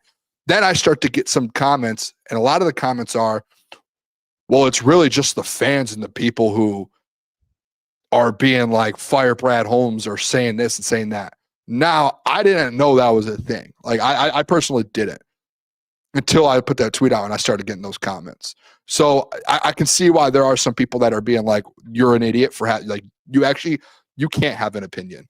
If you're going to sit here and be like Brad Holmes should be fired or Dan should be fired or they're on the hot seat, then you should not have an opinion at that point. I do agree with that. Do you know what I'm saying? Like that's idiotic. That's idiotic at that point. But like my tweet's more so of the side of an opinion like offensive line sucks. Brad messed up on the O-line. Does that mean I don't think Brad's good? No, I put my foot down. That man's a top 5 GM in the NFL. No, he is. if you want what he has built. There's no other. There's maybe 4 other GMs in the NFL that have built what he's built. So you have to put him in that conversation. Now, if people want to ask me, I see people, then what would it take for them to be on the hot seat? Let's just say hypothetically, there is a hot seat. What would it take to get there? Dude, that's like so many years down the line, to be honest. I think, well, for me, if they miss the playoffs this year, I don't think it does it. For me, I think they've earned the grace. I think you got to give them a chance to correct it, right? Like they've earned it. I don't think you should be like a hot seat right away. Now, next year, it's a disaster again. We're getting closer. Yeah. Now it's now we're kind of like, all right, seats warming up. Now it's like you got to figure it out. Yes. If you miss the playoffs this year and next year, like that, yeah, no, I wouldn't say that. I just don't see a world like one. I still think they make the playoffs, win or loss versus the Packers. I think if they lose against the Packers, you're just out on the NFC North. I still think you make the playoffs. I thought I saw that the Lions still have like an 80% chance of making the playoffs or something like that. Yeah, I saw it today. When I was at the third highest. When I was at the gym this morning, I saw on the TV they had because the True Next Gen Stats has the playoff predictor with the percentages. They were like a 70%, 65 or something like that. They were pretty high. And if they lose, it probably does go down, but I think they're like one of the highest in the NFC right now to make it based off of the rest of their schedule.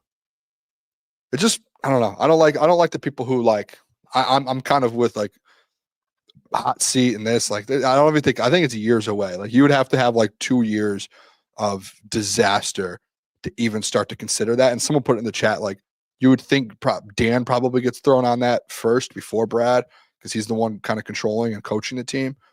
I just don't see that ever happening. Like them getting to a point with this roster to where it would even come close to that conversation even coming up.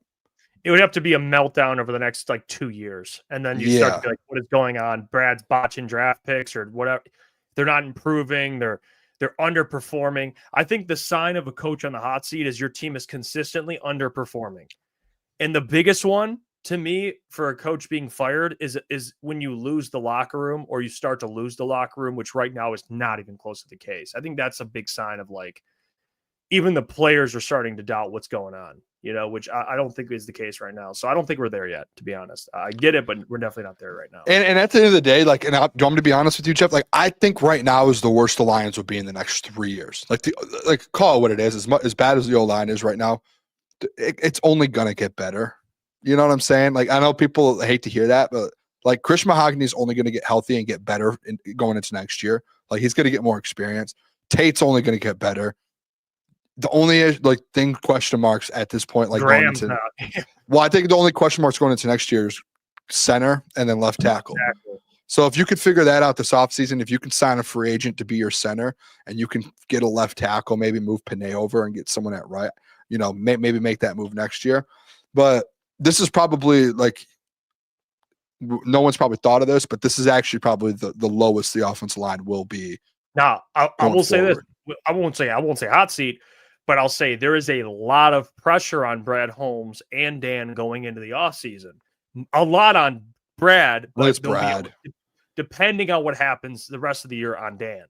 If they let's say they go one and done in the playoffs, Dan's under that same spotlight. It's like, all right, dude, not hot seat, but it's like, all right, what goes on this offseason? It's like, what are we doing here? What if Dan came out? What if Dan came out and was just like, I didn't have an offensive line. Like, he just said it. Like, he was just like, Brad gave me no one. Yeah, he just but he's hyping the draft room and the war room, but then he's like, you know what, screw this. Yeah, he's just tired. They loved when they took guys like Teslaa. They were hyping that. He's. We'll have Sean Murphy join the show to talk some Pistons, and we'll get to our power rankings and stuff. But before we do that, I got to tell you about our friends over at Prestige Worldwide. We'll see you guys in a minute. I've interrupted the show to tell you about our friends over at Prestige Worldwide Vending, state-of-the-art vape vending machines that can boost sales to any venue, business owners, or anyone that has an establishment that customers are coming in and out of. Prestige Worldwide Vending can help not only attract new customers, but keep customers inside your establishment. Nicotine users that leave to go get nicotine, it'll be right in the place they're at. 32-inch touchscreen, customizable advertisement, which is sweet, by the way. Age verification software to scan IDs confirming age, pre-sale if required. You can pay cash, credit, debit, or mobile. Mobile payments are also accepted, and you get paid when they get paid. It's a win-win. You make your customers happy. You make money on the side. And, of course, working with a company like Prestige Worldwide Vending, who is on the up and up, can only benefit your business. Shout out to them for sponsoring the show. Now let's get back to it. All right, let's bring on Sean Murphy. Maybe he'll buy a Prestige Worldwide Vending machine. Right in his room. He's probably just vaping all day. Let's bring in Sean Murphy.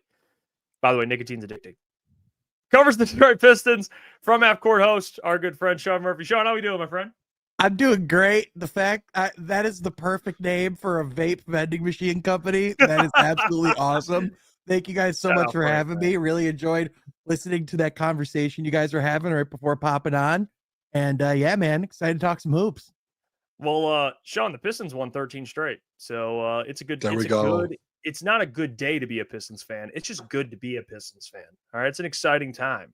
And I want to get your thoughts on how just are you doing? I mean, I've known you, Sean, throughout the bad times, and now we're getting to the good times. But how has this been for you to kind of experience this 13-game winning streak now with the Pistons? Being one of the best teams, I can't believe I'm saying it, one of the hottest teams in basketball, or the hottest team in basketball. What do you think of all that?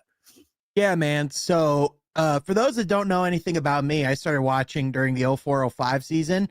And so growing up, like, the Pistons being at the top of the Eastern Conference was the standard to me. That was for years. That's what I knew. We got to the Eastern Conference Finals come hell or high water because that's just who the Pistons were, right? Whereas now, obviously, that hasn't been the case for almost 2 decades. And so for me, like, as much as I'm enjoying this, as much as I'm having a lot of fun being able to cover this and experience this, I'm just super happy for the people who started watching during the Jonas Jerebko years, during the Stanley Johnson era, the people that watched the Brandon Knight draft and thought he was the next one up. You know, like I watch for the people who, bought Killian Hayes jerseys, and, like people who believed that Thon Maker was going to have a breakout appearance as a Detroit Piston, like the people who thought that John Lure was one of the best steals in free agency when that happened. And if you're finding yourself asking who the are any of those people, to that I say exactly. Sean, can I ask you a question here? I just want to get your thoughts on the Jaden Ivey return, and how you feel like this is going. Because the one thing that I was interested, I think Jeff and I talked about this off air one time or a couple days ago, was like the rotation when Jaden Ivey gets back. And JB was just like, we're going 12 deep. We're not changing it. We're playing all 12 guys. How do you like, first off, how do you like the 12-man rotation? In like long term, like, do you think that's actually something that can sustain? I don't know if we've ever, I'm gonna be honest, I don't know if I've seen that in the NBA. Like, and I'm not saying like we've seen it, but like through the playoffs, through a season, then like a team actually being like, hey, we're gonna go 12 deep. I don't know if we've seen that. And then also your thoughts on Jaden Ivey's return over the last 2 games. Yeah, I think we've really only seen it a few times in the league, and a lot of the times that you do see it are the teams that have teams blown out to the point where they're not even playing their stars in the fourth quarter, right? Like think OKC this year. I think Shea has literally played in the fourth quarter only a third of the games he's appeared in, just to give you an idea of like how good they've been. But anyways, like from the Pistons perspective, look, they have a lot of guys who have been playing really good basketball, especially you have a two-way guy in Dennis Jenkins, who's been as stellar as he's been. I think, as a coach, you feel obligated, especially when you have a guy like a Dennis who, who knows, you could potentially be looking to convert him from a two-way to a standard contract. You could be looking for ways to work him into the lineup. Even your rookie Chaz Lanier, in the flashes he's been on the court, has looked pretty interesting. So, JB said it himself, but there truly are a lot of guys, even Paul Reed, in the minutes that he's had, there's real, there's real fruit to playing Isaiah Stewart and Jalen Duren together and allowing Paul Reed to come in off the bench. That's something that's been really productive for them. So I think the Pistons, it's like, I think it's a good problem to have when you're a coach, but in the same breath, I think you even kind of saw it a little bit in the Indiana game. It's just really hard to play 12 men deep and have guys catch a rhythm and, be able to, like successfully chain minutes together, especially in a 48-minute game. That's just not a lot of time, especially for 12 guys to come in and all contribute in a meaningful way. So especially when you talk about Jaden Ivey coming back into the rotation as he continues to demand more minutes, that's someone that they're going to want to keep on the court. And unfortunately, you already kind of saw, I hope this is a fluke, but Dennis only played 8 minutes in that Indiana game. So you imagine that there'll be guys who can come in, chip in here and there. A lot of it's going to depend on who's playing well and, what's advantageous for certain matchups. But, that's the nice thing about having as deep of a team as JB's had thus far, is that you can really go deep into your bag and, go deep into the bench because you have 12 plus guys that you trust and know that can play winning basketball and know exactly what the standard is when they step on the court. Yeah, Sean, I guess for the Ivy side of it, like what do you see in your opinion kind of his role long term, just this season? Because so far he's coming off the bench, he's contributing, he's playing well, but it seems like there's a balance between trying to insert him into winning basketball, which he's done fine with, but then also the balance between not trying to change exactly too much of what you're doing now, which is the starting lineup you have. What do you kind of foresee that with Jaden Ivey and the team kind of going forward? Do you think it's a guy that, he's going to slide right in the starting lineup and it'll be seamless? Or you think it's more of a, let's just be very cautious and you don't want to touch something that doesn't have any problems right now, really, to be honest with you? Yeah, I think they take the cautious approach for 2 reasons. For one, you kind of mentioned, like from like the winning perspective, this team's already clearly doing really well. And, you don't necessarily have to rock the boat. And, like you don't have to fix what's not fundamentally broken, right? I mean, this is the top team in the Eastern Conference. The only team that has a better record right now is the defending champion Oklahoma City Thunder. And, like when you have that much of a cushion, it allows you to, like kind of experiment and start to work them into the lineup gradually. But at the same time, when you're playing that well, like you said, if it ain't broke, don't fix it. So all that to be said, I think for J.I., I think the other piece, is, his overall health and the conditioning aspect.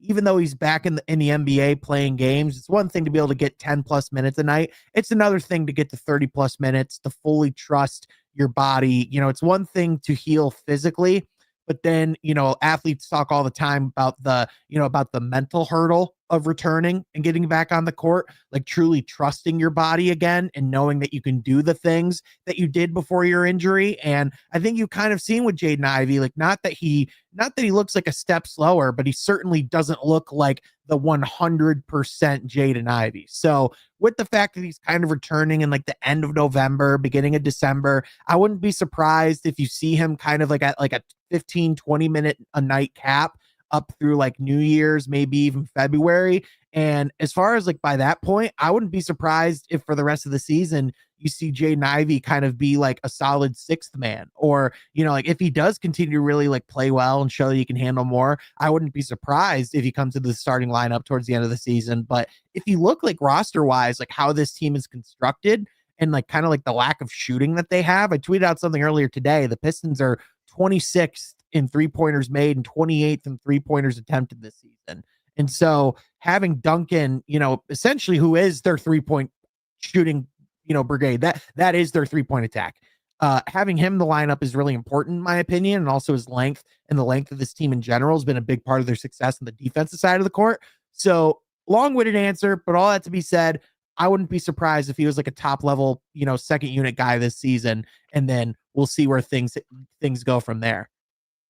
Yeah, hey, Sean, I got to ask you this. I don't really know. It's been going around, obviously, Pistons Twitter, but like all the trade stuff. And I know the trade deadline's so far away, but this has just been a topic of conversation with kind of the large rotation and all of the pieces that they do have, where a lot of people are kind of having that conversation. Can they go out and upgrade at certain positions because they have the depth to do so? I just kind of want to get your thoughts, because I feel like during this winning streak, a lot of people's minds have changed and they're like, no, we actually like with who we have, the young roster, and now getting Tobias back and Ivy back, that it actually is kind of that upgrade, that trade deadline upgrade. What are your thoughts on everyone's conversations in regards to that, like the Lauri Markkanen stuff, the Jaren Jackson stuff? Are you on the side of, hey, you would be willing to give things up to make that trade, or are you like, hey, let's ride this thing out because you do have a lot of young players?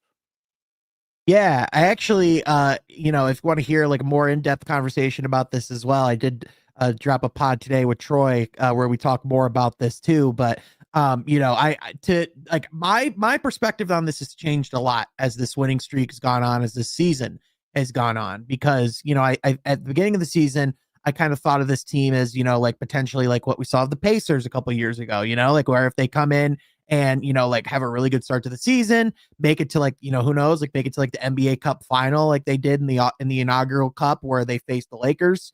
And then they see like a Pascal Siakam like trade to go make. And it's like, okay, there's an opportunity they can go pounce on, and who knows, what can they do from there? But as this winning streak has gone on, and as this group is like shown, like we could potentially get to the finals with this core nucleus as constructed.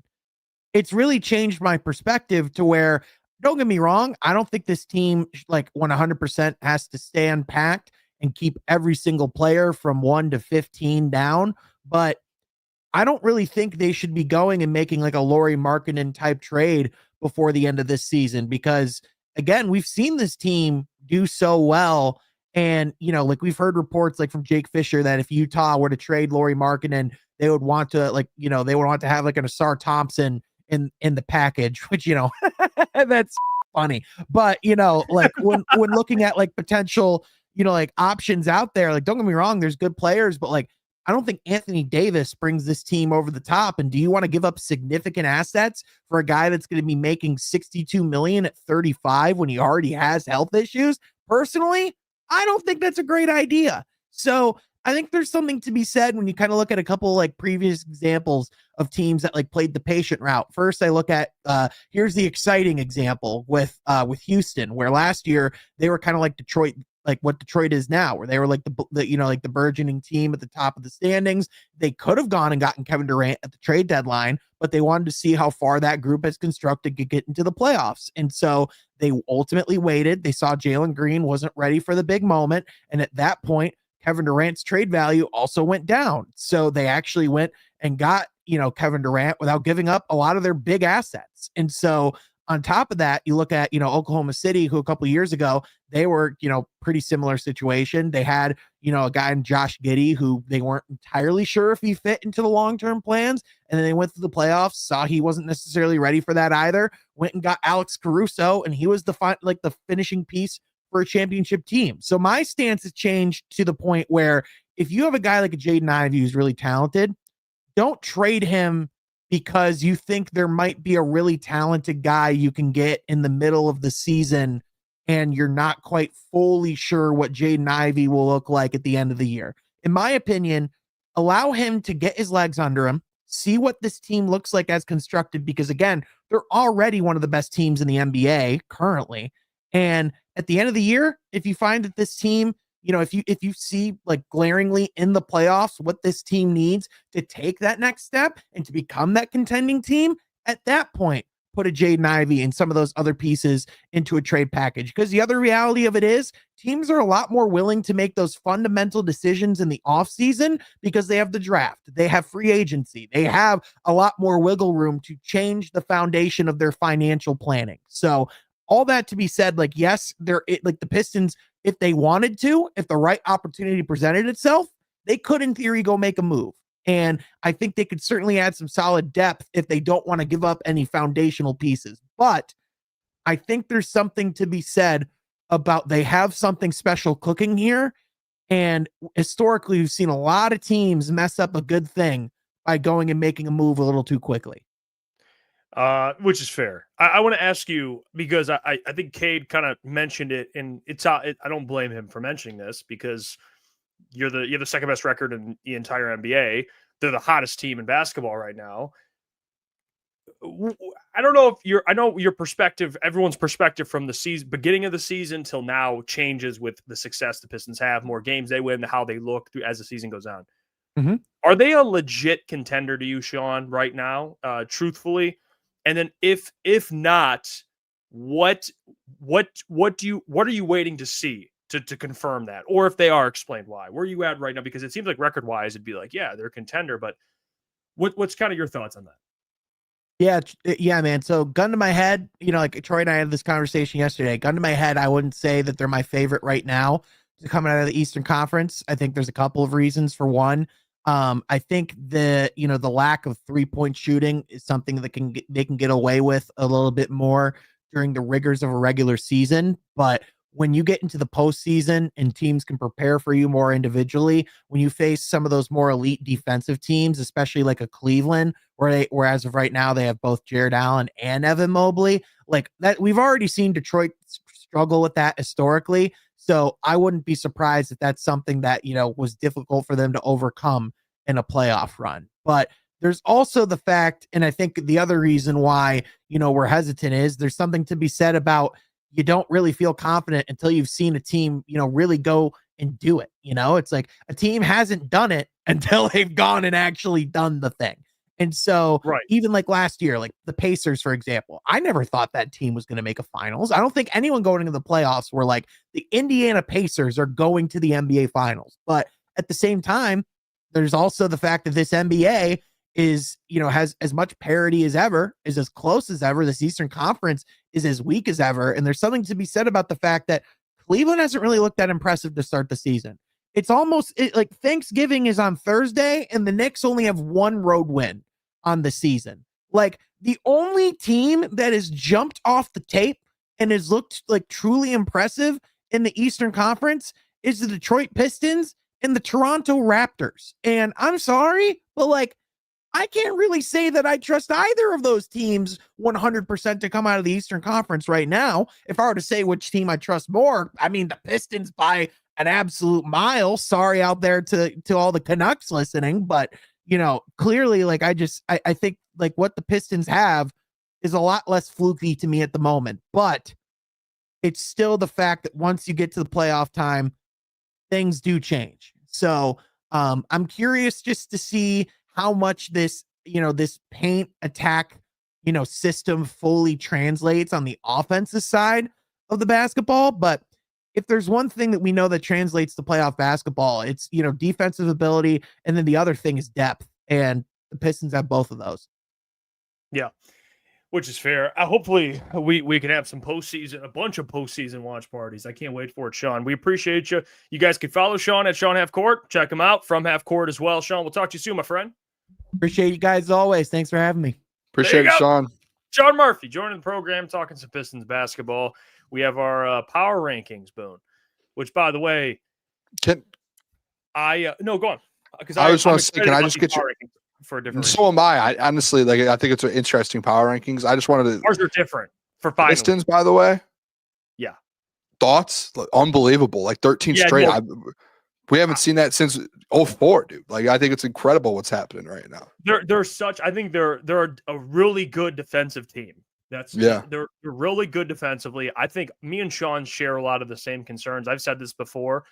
I think their lack of volume 3-point shooting it can be an issue come a postseason run. That's the one question I do have about this team is you see in the NBA in the regular season, Sean nailed it. In the regular season, you can get away with it, but when it comes to the playoffs, you got to be able to shoot the three ball, not only well, which they're not bad at. I think they're middle of the league in 3-point percentage, but they're almost last in volume. They just don't attempt a bunch, and they don't have a lot of guys you can depend on. If Duncan Robinson's having a bad night, you might be able to get away with it like the Pacers, but they're just not. Yeah. I mean, Tobias would be next up in terms of Isaiah Stewart's one of their best 3-point shooters. That's probably my concern, but they do so many things so well. They're good defensively. They have a superstar player. They have emerging star talent. They're deep. They dominate the paint. I mean, they do. They have a guy who can average 10 assists. I mean, they have so many positives that it's hard not to be excited. I don't know if I would sit and say, oh, they're going to win. They're going to win the championship. I'm just enjoying it. They're the hottest. I do think them and the Thunder. I think those two teams, the Thunder 14-1 is one of the most incredible things as well. The fact that that's happening, and you have basically a 1-2 team in the NBA right now who no one can seem to beat at the moment. I'll say this, with Cade, I saw JB was on what is it? The ESPN NBA show that they have. I was watching that today with that crew, and JB was on there, and they were asking him about Cade, what makes him so special compared to other, superstars in the league. And JB brought up a good point. One thing with Cade, and I think this actually goes towards his favor when you do get to the playoffs, is Cade doesn't care about getting his, right? He wants other guys to be playing at their best. And I think that's what you're seeing on this team is they do go 12 deep, and defensively, one, they're elite. But then also when you get on the offensive side of the ball, Cade's not going out there. He has shot 40 times. We've seen that when guys are hurt. But when that full roster's out there, he's dishing the rock. He averages almost 10 assists a game, and he just wants everyone around him to be great, right? And I think that's something when you do have a star like that, those are stars, I think, in my opinion, Jeff, that win championships, that find ways to stay, relevant for a long period of time instead of just, perfect example, James Harden, incredible all-time player, in the NBA, top 50 player all time. But what has he won, and what will he win? Probably nothing. He has the stats and the MVPs to go with it, but he's just never won. And I think that's the difference between a James Harden and a Cade Cunningham is Cade is going to make sure that the team wins over him getting 30. And if he needs to get 30 so they win, the man gets the job done as well. So that's why I think this team right now, man, they click so well. They click so well. Who was it, by the way? And I'm not trying to call people out. It just popped in my head because we were talking about I just brought up JB Bickerstaff. Who was it that told us that JB was the bridge coach? Someone told us that. The doc. It was the doc. It just clicked. Doc was big on it. Yeah. I mean, I've heard it. I don't think a lot of people. I've heard it. I don't think that's a thing, man. I think JB is the guy. You're rolling. I think you can win a championship with JB as a head coach. He has a pulse on his locker room, man. These guys love him. It feels and they play for him, which is rare to come by in the NBA. That's a tough thing to find in the NBA. Players that want to actually play hard for a head coach. That's tough. Yeah, he's got him play. And the thing with Cade, and you saw it last postseason, is he didn't have another ball handler to help him out. I mean, if you remember in that playoff series against the Knicks, he turned the ball over a crap ton. Yeah. A crap ton.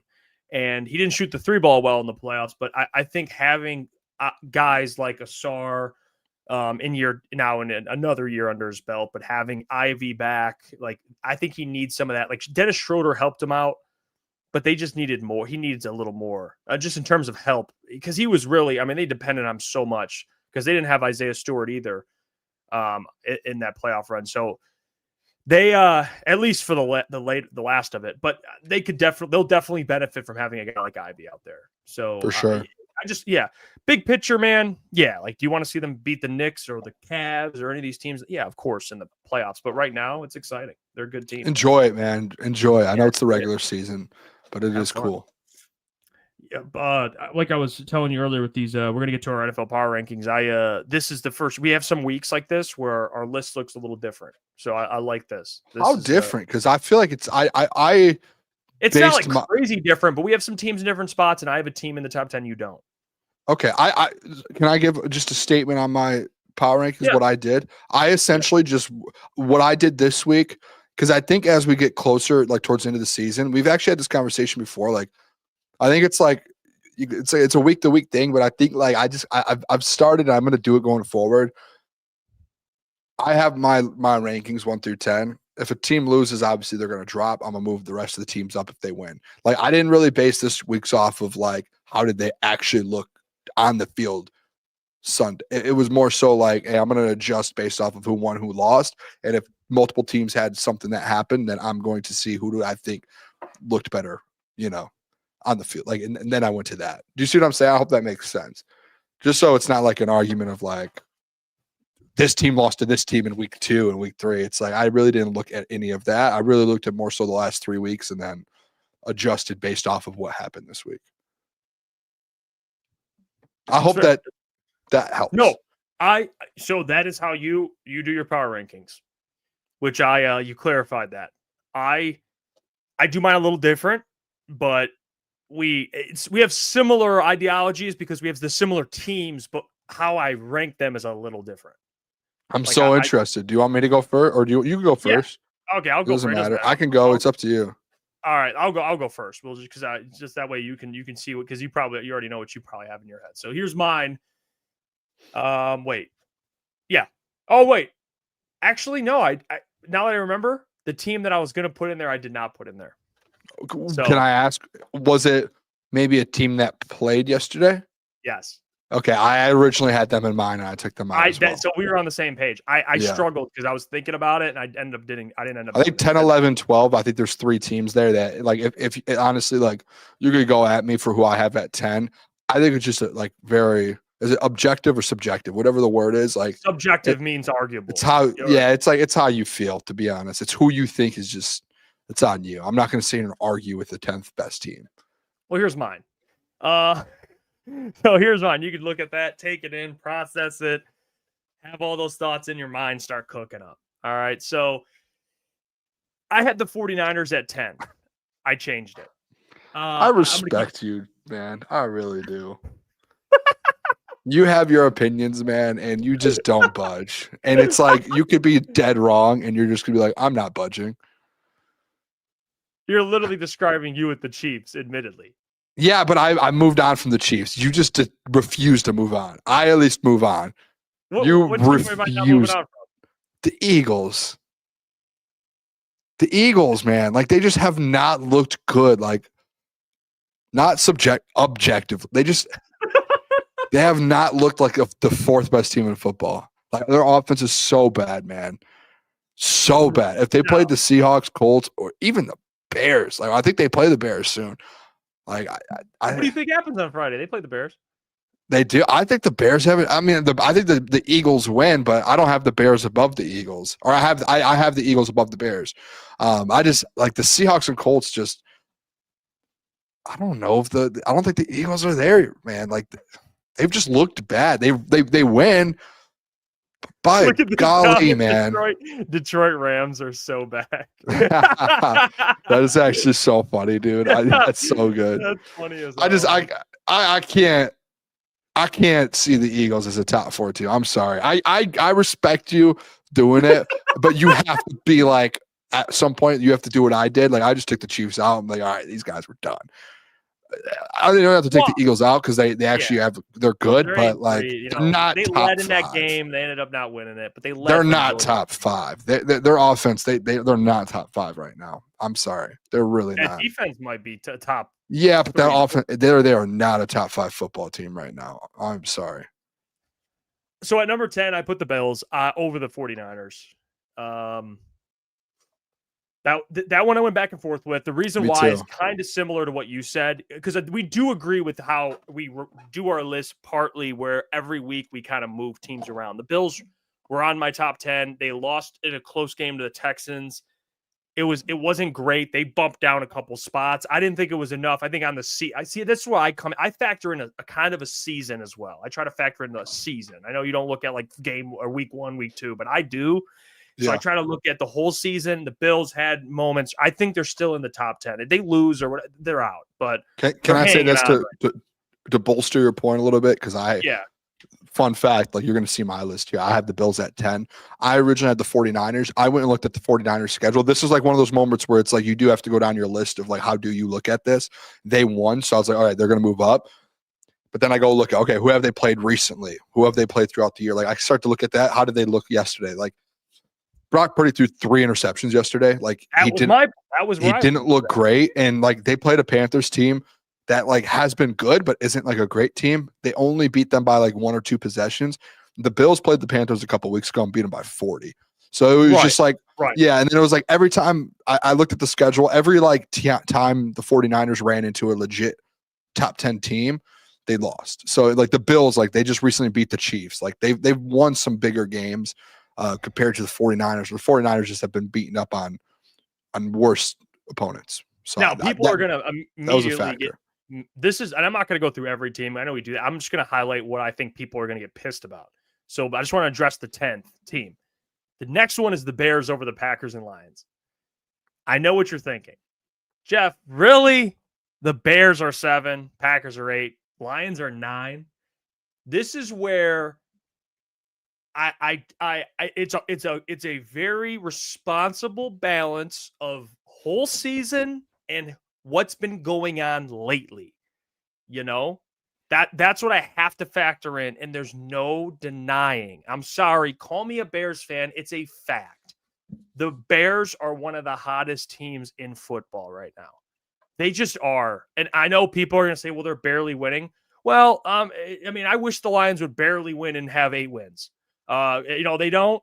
And they've struggled. They've lost to the Vikings. I mean, they could have won that game. The Bears are just finding ways to win. I don't know what it is. They're winning. They beat the Steelers. I know they didn't have Aaron Rodgers, but still, they're winning. And I can't discount that. You know what I'm saying? I can't discount after losing to the Lions.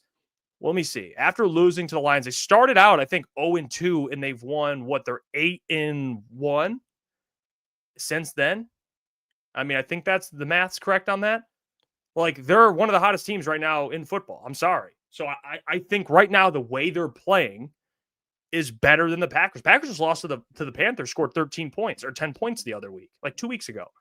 The Lions have lost one.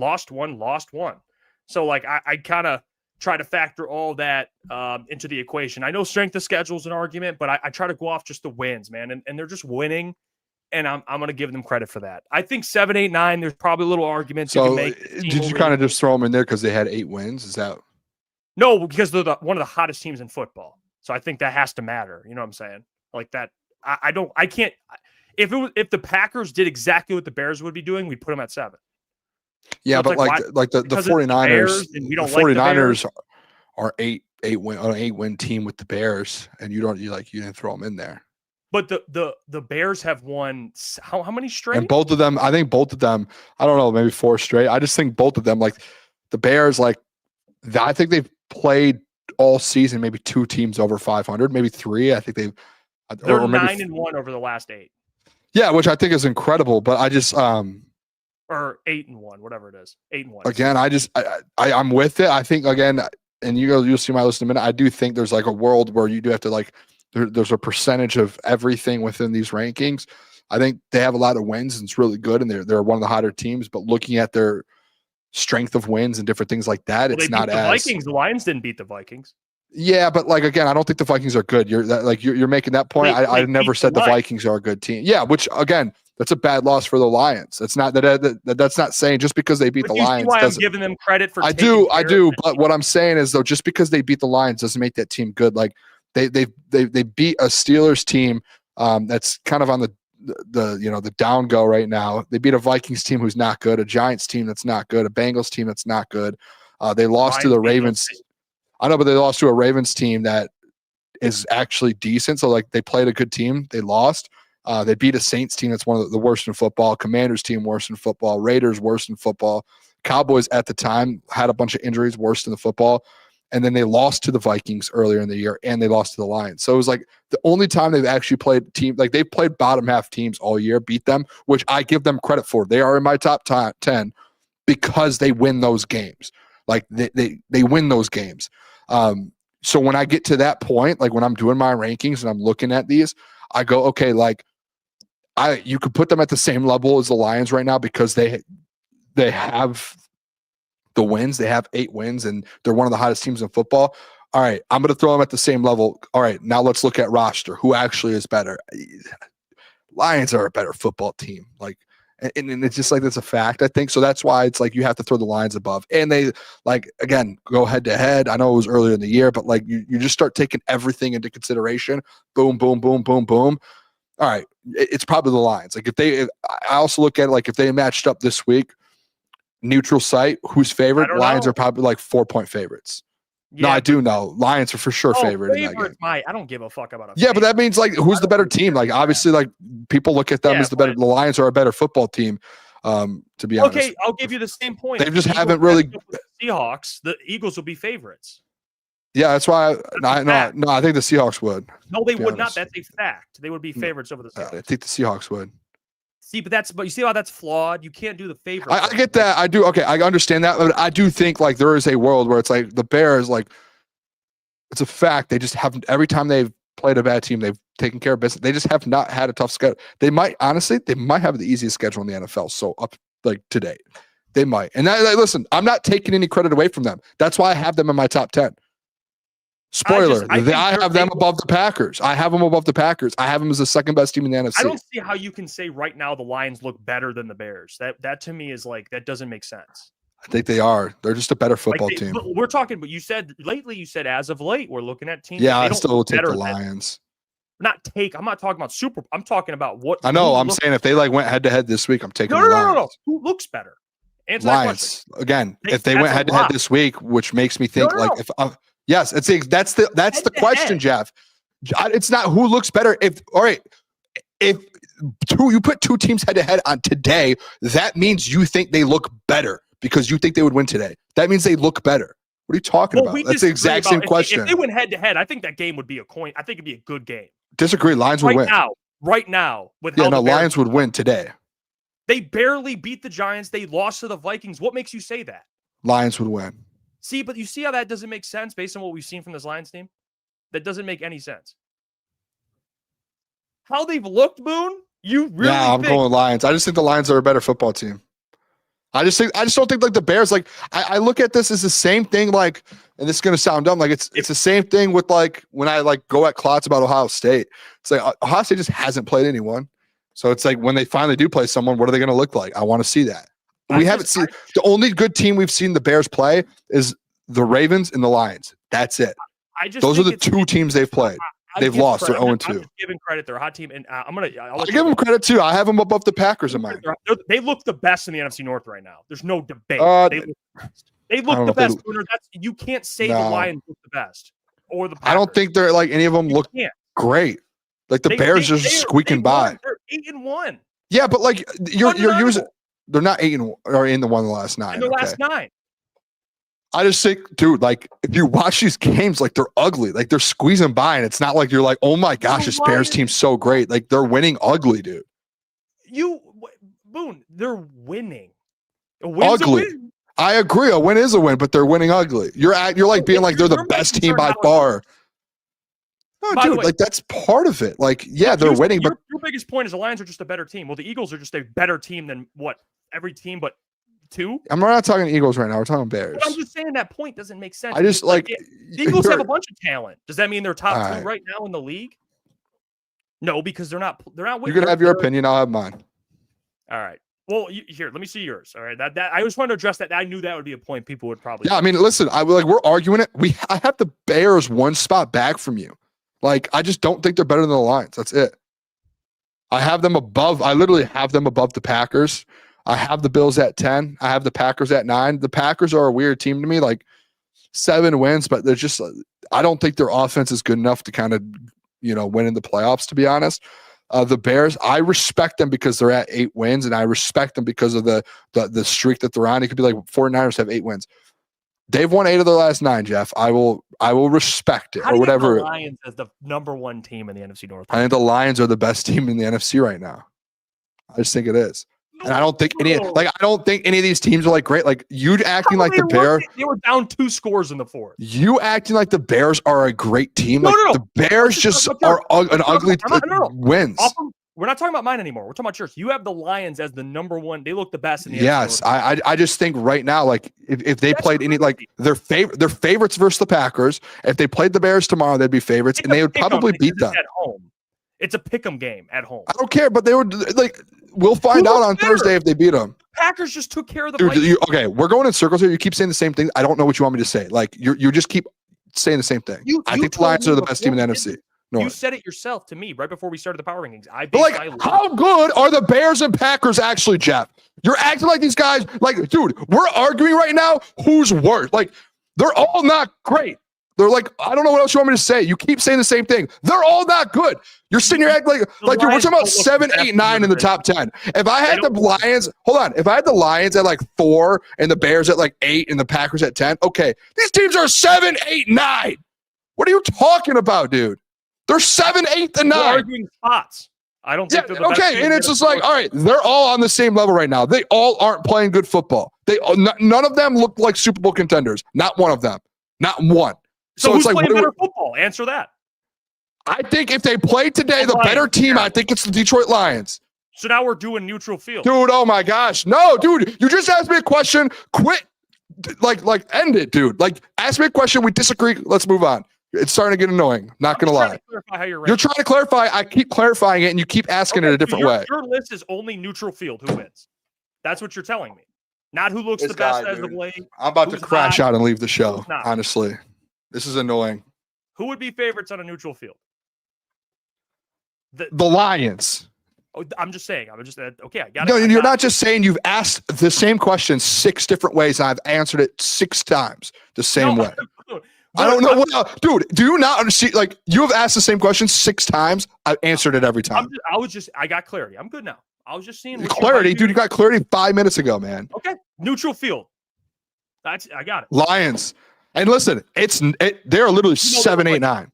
They're literally 7, 8, 9. They all are not great football teams right now. They're good, not great. Which is fair. Yeah.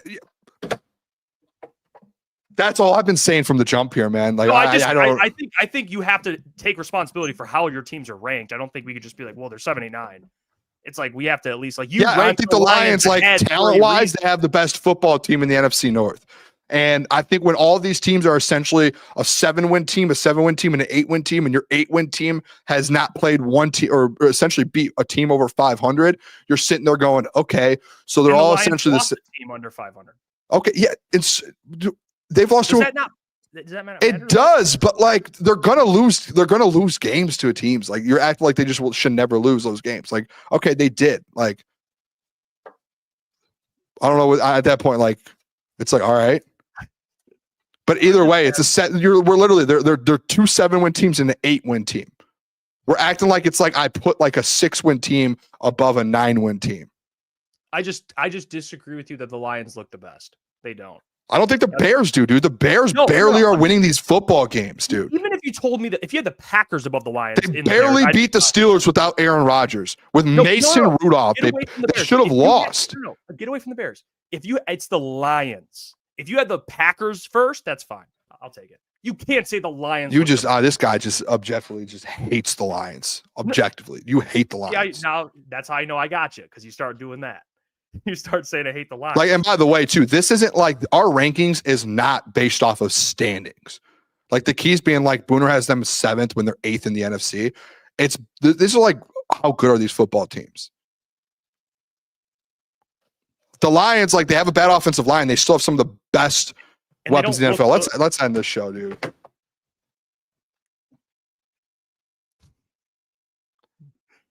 Hey, they'll have the doc on tomorrow. The DOC. We'll talk to the DOC tomorrow, and we'll find out if Dan Campbell hates the doc.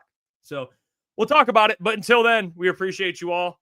Hit the like button, hit the subscribe button, and we'll catch you guys tomorrow, 8:00. Until Love then. you guys still, even though I hate all of you.